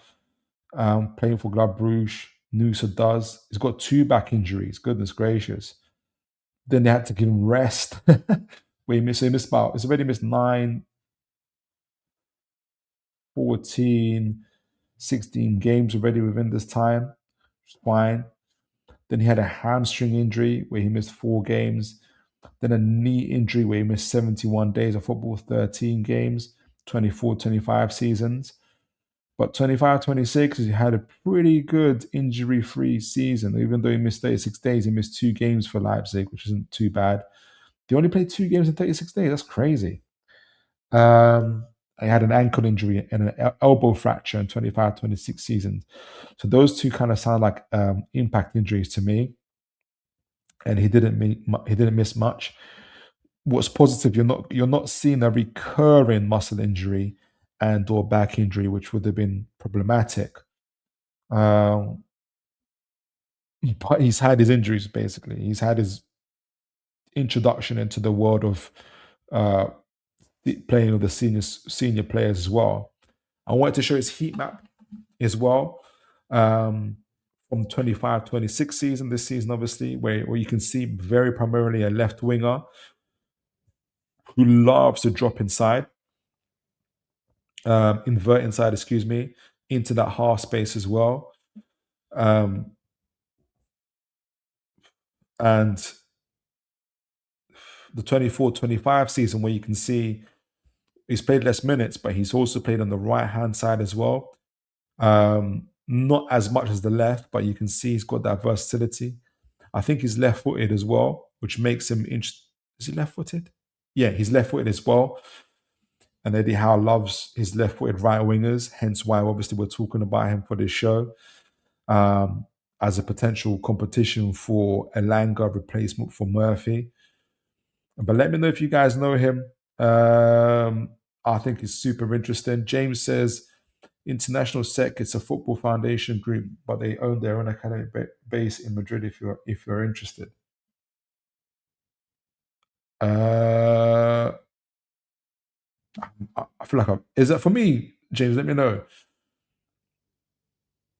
James says, I have his numbers, hasn't been that good this season. What I've been hearing, though, some of his friends from Germany, he is very promising as a player. I have his number. He hasn't been that good this season. What I've been hearing, though, is from some of my friends from Germany. Oh, okay, from some of my friends. I thought from some of his. I said, what, you got Antonio Nusa? He is a very promising player. He is. He is. And at his age, I'm not overly like as you and your friends are. Like I'm not overly down on his number. We'll look at his numbers in the moment. But I'm not overly down on his numbers at his age. Stec International, they are a foundation that is based over in Madrid, known as to sell players. Barcelona and Madrid often. Okay, that's the agency. Okay. Wilbur Joe says, tears in my eyes, man. I don't know what I've done in my previous life, but for my karma to be watching Martinelli, Gilchrist, Noni in front line. And used to have Bergkamp, Henri, Perez, crazy. How Outcroot says the winger failed to pass a medical at Brentford, if I remember correctly. Did he? Guys, do confirm that. That wouldn't be might make sense of some of his injuries actually. Do let me know if you guys can confirm that. I'll look at his numbers in a moment before I look at his profile. Antonio Nusa. Let me see if you guys can you guys see that? Oh no, you can't see that. Let me quickly look at his numbers. But like I said, versatile forward. Add this. Here we go. Let me have a quick butchers at his numbers. Antonio Nusa. And let's zoom in a little bit. What's all this? Right. So, first-ish season at Leipzig. 32 games played, 2,000 minutes, 5 goals, 4 assists, so 9 goal contributions. I don't think that's bad. I don't think that's bad. 2,000 minutes. What's that? Roughly 20 games. He's got 32 match appearances. How does that look per 90? So he plays about 70 minutes. Let me see his shooting. Target total shots 2.5. So that's a decent number. Shots on target about 70%. 0.7. Not too bad. I'm not that down. I'm not that down on his numbers, to be honest. Key passes are at 1.5. You'd want it a little bit higher, closer to 2 if you can. Big chances created 0.4. Not too bad. Successful dribbles 2.8. That's good. That is good. That is a decent number. He was 24, 25 seasons confusing, but it's between him being at Bruges and Leipzig, so the numbers are a bit different. But 23, 24 season, he would have been 18, 19. 0.2, 1.8 for key passes, 0.3 for big chances created. What's this? Again, SDR, successful dribbles. He had a lot more successful dribbles playing at Bruges. But his numbers are steady. 2.5, 2.8, 0.5. His numbers are steady. Yeah,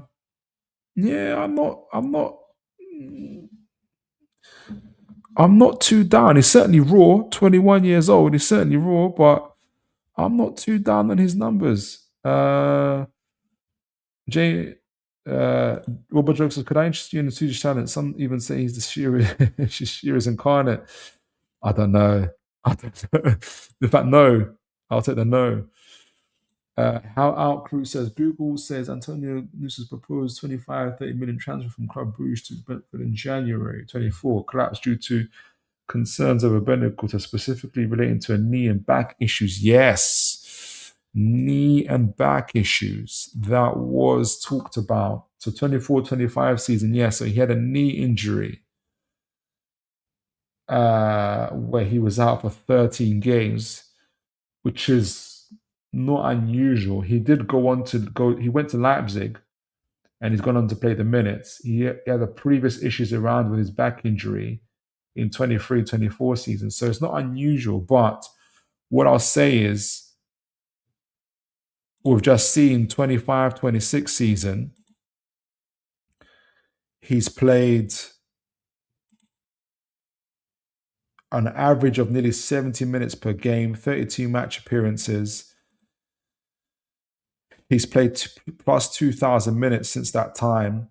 In fact, no. He's played plus even more than that. He played that same season, 24-25, he played 2,450 minutes, scored 5 goals, 7 assists. Going into this season, he's played 2,237 minutes, and obviously the season isn't over. Scored 5 goals, 4 assists again. So maybe Brentford made a mistake not taking the risk on him. Maybe. So let's go into his scouting profile a little bit deeper. Let's see what we know about him. Again, I think I took 3 scouting reports through different phases of his play. The first one is, so he's age 21. The first one is from the scouting app. This is in 23-24 season. So he would have been 18, 19 years old. So the scouting app technical staff, they describe it as Norwegian Neymar. Analysis. Early reports focused almost exclusively on his elite 1v1 dribbling, standing at 1.8 meters. So he's a little bit shorter than Gonzalo. Nusa has identified as a pure winger. That's interesting. Who prioritized beating defenders with explosive acceleration and whirring body feints, which might explain the back injuries. At this stage, he was seen primarily as a left-sided inverted winger. Okay, whose main goal was to cut inside and shoot. Those scouts noted his bipedal ability, comfort with both feet, which would be attractive to a lot of clubs. His ability to be able to do that. Phase 2, the tactical evolution. This is from the Scout Football exclusive. So this is from the Scout Football interview analysis on 2024. So again, he would have been more like 19 years old at this stage, 19 going on to 20 possibly. Analysis in an exclusive deep dive, Nusa revealed a shift in his mentality from a player who just wanted to receive and dribble to one, this is him talking about himself, to one who understood the weight of the final ball. Interesting. This period marked his transition into a more creative force. He began focusing on his positioning in the half spaces and developing a chemistry with overlapping fullbacks. Welcome to Newcastle United. Moving away from being a touchline only player. So sounds like he wants to be like creative force essentially. So the third profile, scouting profile, phase 3. This is the Bundesliga multi-tool RB Leipzig transition. So this was the most recent scouting profile done by the scouting app in February 2026. So only, what month are we in now? We're in late April. So about 2 months ago. Obviously, he would have been 21 years old now. So analysis, now an established Bundesliga threat. Nusa is praised for his elevated tactical intelligence.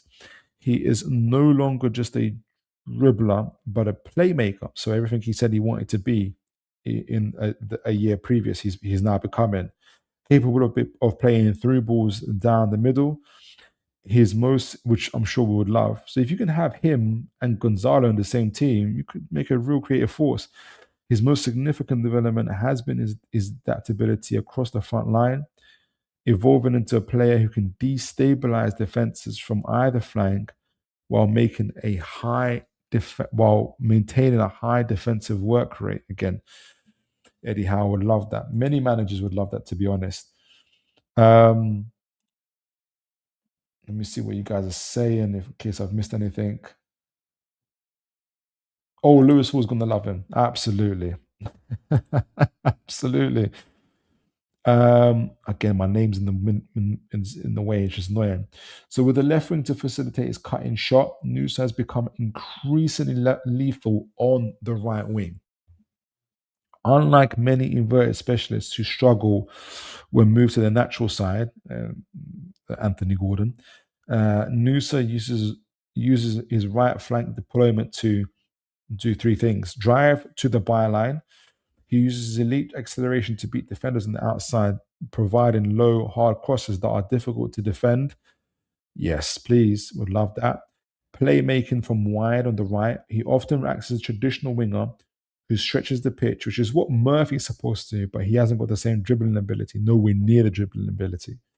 Creating massive gaps, the central defensive blocks for teammates like Romolo to exploit. Remember, he plays in the same team as Romolo. Bi-directional threat. So because he is comfortable using left foot, defenders on the right wing cannot simply show him outside. He is equally capable of cutting inside from the right to play a diagonal through balls into the box, which is really, really interesting to hear, actually. I hope to see that in the highlights as well. So there's a lot some really kind of interesting things about him.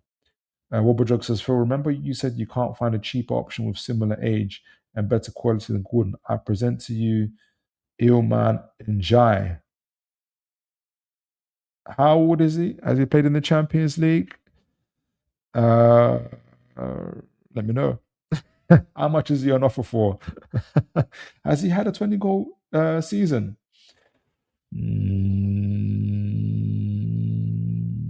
Come on. Let me know, Wilbur. I'll look up the stats in a moment if you want me to. Right. So, key scouting attributes: elite 1v1 isolation, a master of the stop and start dribble. I look forward to seeing the highlights. Ball retention under pressure, which is important for us, especially that's trying to be a lot better in possession. Uses a combination of low center of gravity and core strength to shield the ball, allowing the team to transition safely from defense to attack. Creative vision, highly effective at skipping lines with his passing, which is something that he's aimed to do. And defensive commitment. Unlike the luxury wingers of the past, Nusa is a modern presser. Well, you have to be playing for Leipzig. He is attentive to his defensive responsibilities and tracks back aggressively to support his fullback. Lewis Hall would love him. Absolutely would love him. So pros and cons. Pros, obviously, dribbling, versatility. He can play left wing, right wing, or as a number 10. Ambidexterity, high level comfort with both feet. Tactical IQ is the other one. Advanced understanding of when to pass versus dribble. Some weaknesses: physical strength, can still be bullied by elite power defenders, which might not matter as much so long as he stays on the wing, because typically fullbacks aren't power defenders. Shot selection is the other one. Occasionally opts for low percentage strikes. And consistency. Influence can fade if isolated for long periods.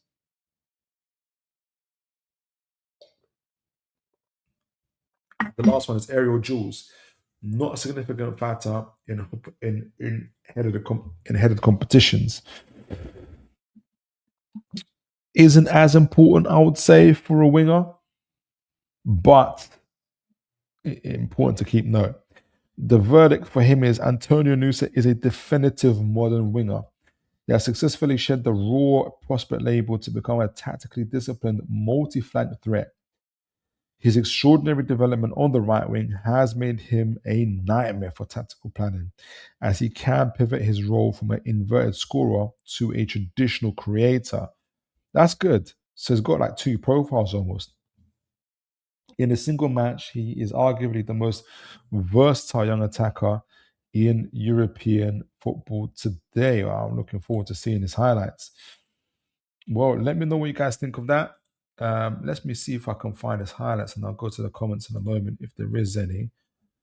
I haven't had a chance to see him play, but I hear of him fairly consistently. Excuse me, on the old on online and various places in outlets as well. He has been linked to Newcastle. He's been linked to several clubs, to be honest. So that could mean a lot of things. Right, so where is it? Share this instead. Made this like that. Excuse me. Robert Jog says, by the way, Phil, any idea what happened to the former Leicester City Wilk? Do you know what I've seen? I need to see his record, but I think he's doing very well. And I hope that's another guy I need to keep in line checking. I hope Newcastle are looking at him. Very creative player. He's turning out to be a player for some, I'm hearing more and more. James says, I want us to look at more Nordic nation players. Oh, right. You mean Isak and Irat and Kraft and Osola? I feel like there is one that we're looking at. I think he plays for Leipzig as well. He's a midfielder. Let me know if you know who I'm talking about. So let's have a look at Mr. Antonio Nusa. Again, another player to keep a track of. What's good though is the Bundesliga is on YouTube now, and you can catch a lot of these games on YouTube. So I might have a little look at him. Let me make sure you guys can see that.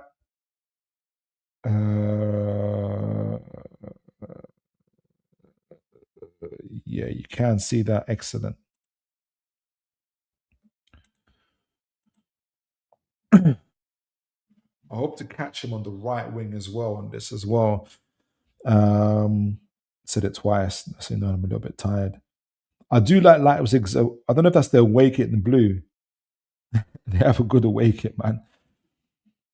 They call him the Norwegian Neymar, so he's got a lot to live up to in these highlights. I'm telling you. Interesting that Brentford, obviously, as mentioned, um, decided not to go ahead with him. Understandable if they're worried about his knee. And he did have a knee injury that season. But as I mentioned, he's literally gone on to play another 4.5. Oh, lovely. Roll of the body there. That's what they're talking about, this low center of gravity as well. That's him on the left wing, tucking on the right, going in left. Central positions as well here, taking it up. Ball carrying through the middle, powerful running there as well. There was something I was going to say. I forgot what it is. Yeah, again, going into his right. You can see the dribbling as well. His take on his good weight on his feet. Weight of pass. Did he get it? Not too bad. Could have been a little bit better. Again, on the left wing side, loves to cut in. Very similar to Gordon in that way. But again, good passing. Lovely turn. He's got variation in terms of how he likes to dribble as well. Back to goal. This is him on the left again with the right foot. Love, that is a good way of pass right there. He's got 4 assists. I don't know what his expected assists are at as well, but that would have been good to see. He's got the step overs there, showing himself to be quite dangerous. Again with the step overs. This is a left foot shot. Great goal with his left foot this time. So yeah, where do you show him? On the outside, on the inside? They were covering the inside, but he's good on his outside too. Lovely goal.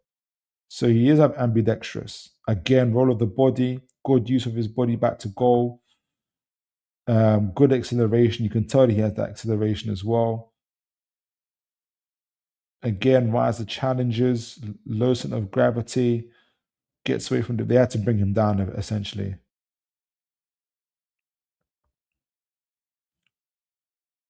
Stop and start, weaving, great body feints. No wonder, like I said, no wonder he gets those back injuries.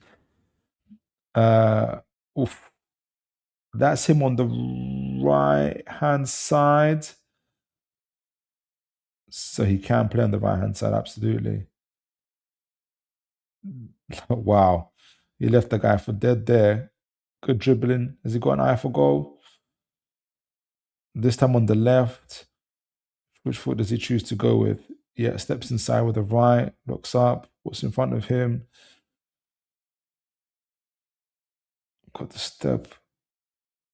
This is on the left hand side. Wow, pass two there. Oh, unlucky. I forgot. Again, yeah, he's got various tricks up his sleeve as well. Likes to keep play over the ball. Not too bad. Left in for dust. Presence of mind to see the man on the edge of the box. Again, good take on the right. Pass one, pass two, three. Does he finish? Great goal. Let me know what you guys think. If I get a chance to look at some Bundesliga games, I'll have to look at him a little bit more. But I'd love to see. I'd love to see. James says Scary Welch, Stuttgart 23. Okay, I missed that one. Got Nordic for you. James says 16 goal contributions, 9 goals and 9 assists. El Canus still around 32 million, but they have an option to buy. 16 goal contributions. Who's got Stuttgart? Come on, man. Someone's got to take him off their hands, right? I won't be disrespectful to them. They're a good side as well. They're high up the league table than we are. Wobojog says the disrespect Neymar gets is insane. If you actually just look at this output numbers, forget the flair. Throughout his career, people won't be saying stuff like that. It's just due to that personal Wobojog, man. James says he's a really good option, but there's a ton of interest of him for good reasons. Yeah, it is. There's, I think, Liverpool are one of them as well. Yeah, my opinion, only Messi and Ronaldo beat him off his generation. Interesting take. Interesting take. So, guys, it's my first time looking at Antonio Nusa to this extent. I'm gonna go and look at him some more, but there's some good things to look at. Versatile player as well. Left wing, right midfield as well.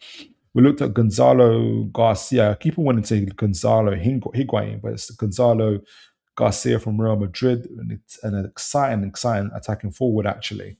And I can see why Newcastle are looking at him. Got to watch the space with him. Continuously been linked to him as well. Probably available for about 60 to 70 million, so 35 to 45 million pounds. I think it'd be worth it, especially if we move Wissa on. We've had an extensive look at the front line for the last couple of weeks, going from the left wing to the central forwards to the right wing as well. There's some good, exciting talent out there. Newcastle are serious about bringing them in my opinion, as much as they're serious about their exit. So lots to look forward to. We also did a look at the Athletics view, a kind of writing on Wissa on Newcastle's kind of, which also covered Newcastle's overall transfer strategy as well. So I take a lot of encouragement from it because it sounds like Newcastle are looking very serious. Looking at good players only to sign Garnacho. God bless you, Matley. Good to see you all the way from South Africa. Yeah, so it supports my theory that about how Newcastle are shaping up for this transfer window. And what did the match reaction to the Arsenal game? Which I take some confidence from in terms of the performance. You'll be, like I said, it'll be interesting to see if Newcastle if Eddie Howe makes any changes player-wise for the Brighton game. He has options of Joe Linton, Hall, Gordon possibly as well. Does he play Wissa from the start? Maybe Voltemada. I've got some early feelings that Wissa starts possibly. Maybe a Langer for Murphy. But I can see Burns staying. There might be a change of Willock. Just some early thoughts on that. Willock for Gordon. Some early thoughts. I'll play Willock on the right. That's how much I want from the right. But anyway, some early thoughts. But as always, folks, you've been sensational. You continue to like, share, and subscribe. We've had some good viewers live on here today. I'm looking forward to Thursday for the match preview. Make sure you join me for that. As always, folks, make sure you look after yourselves, and God bless you all.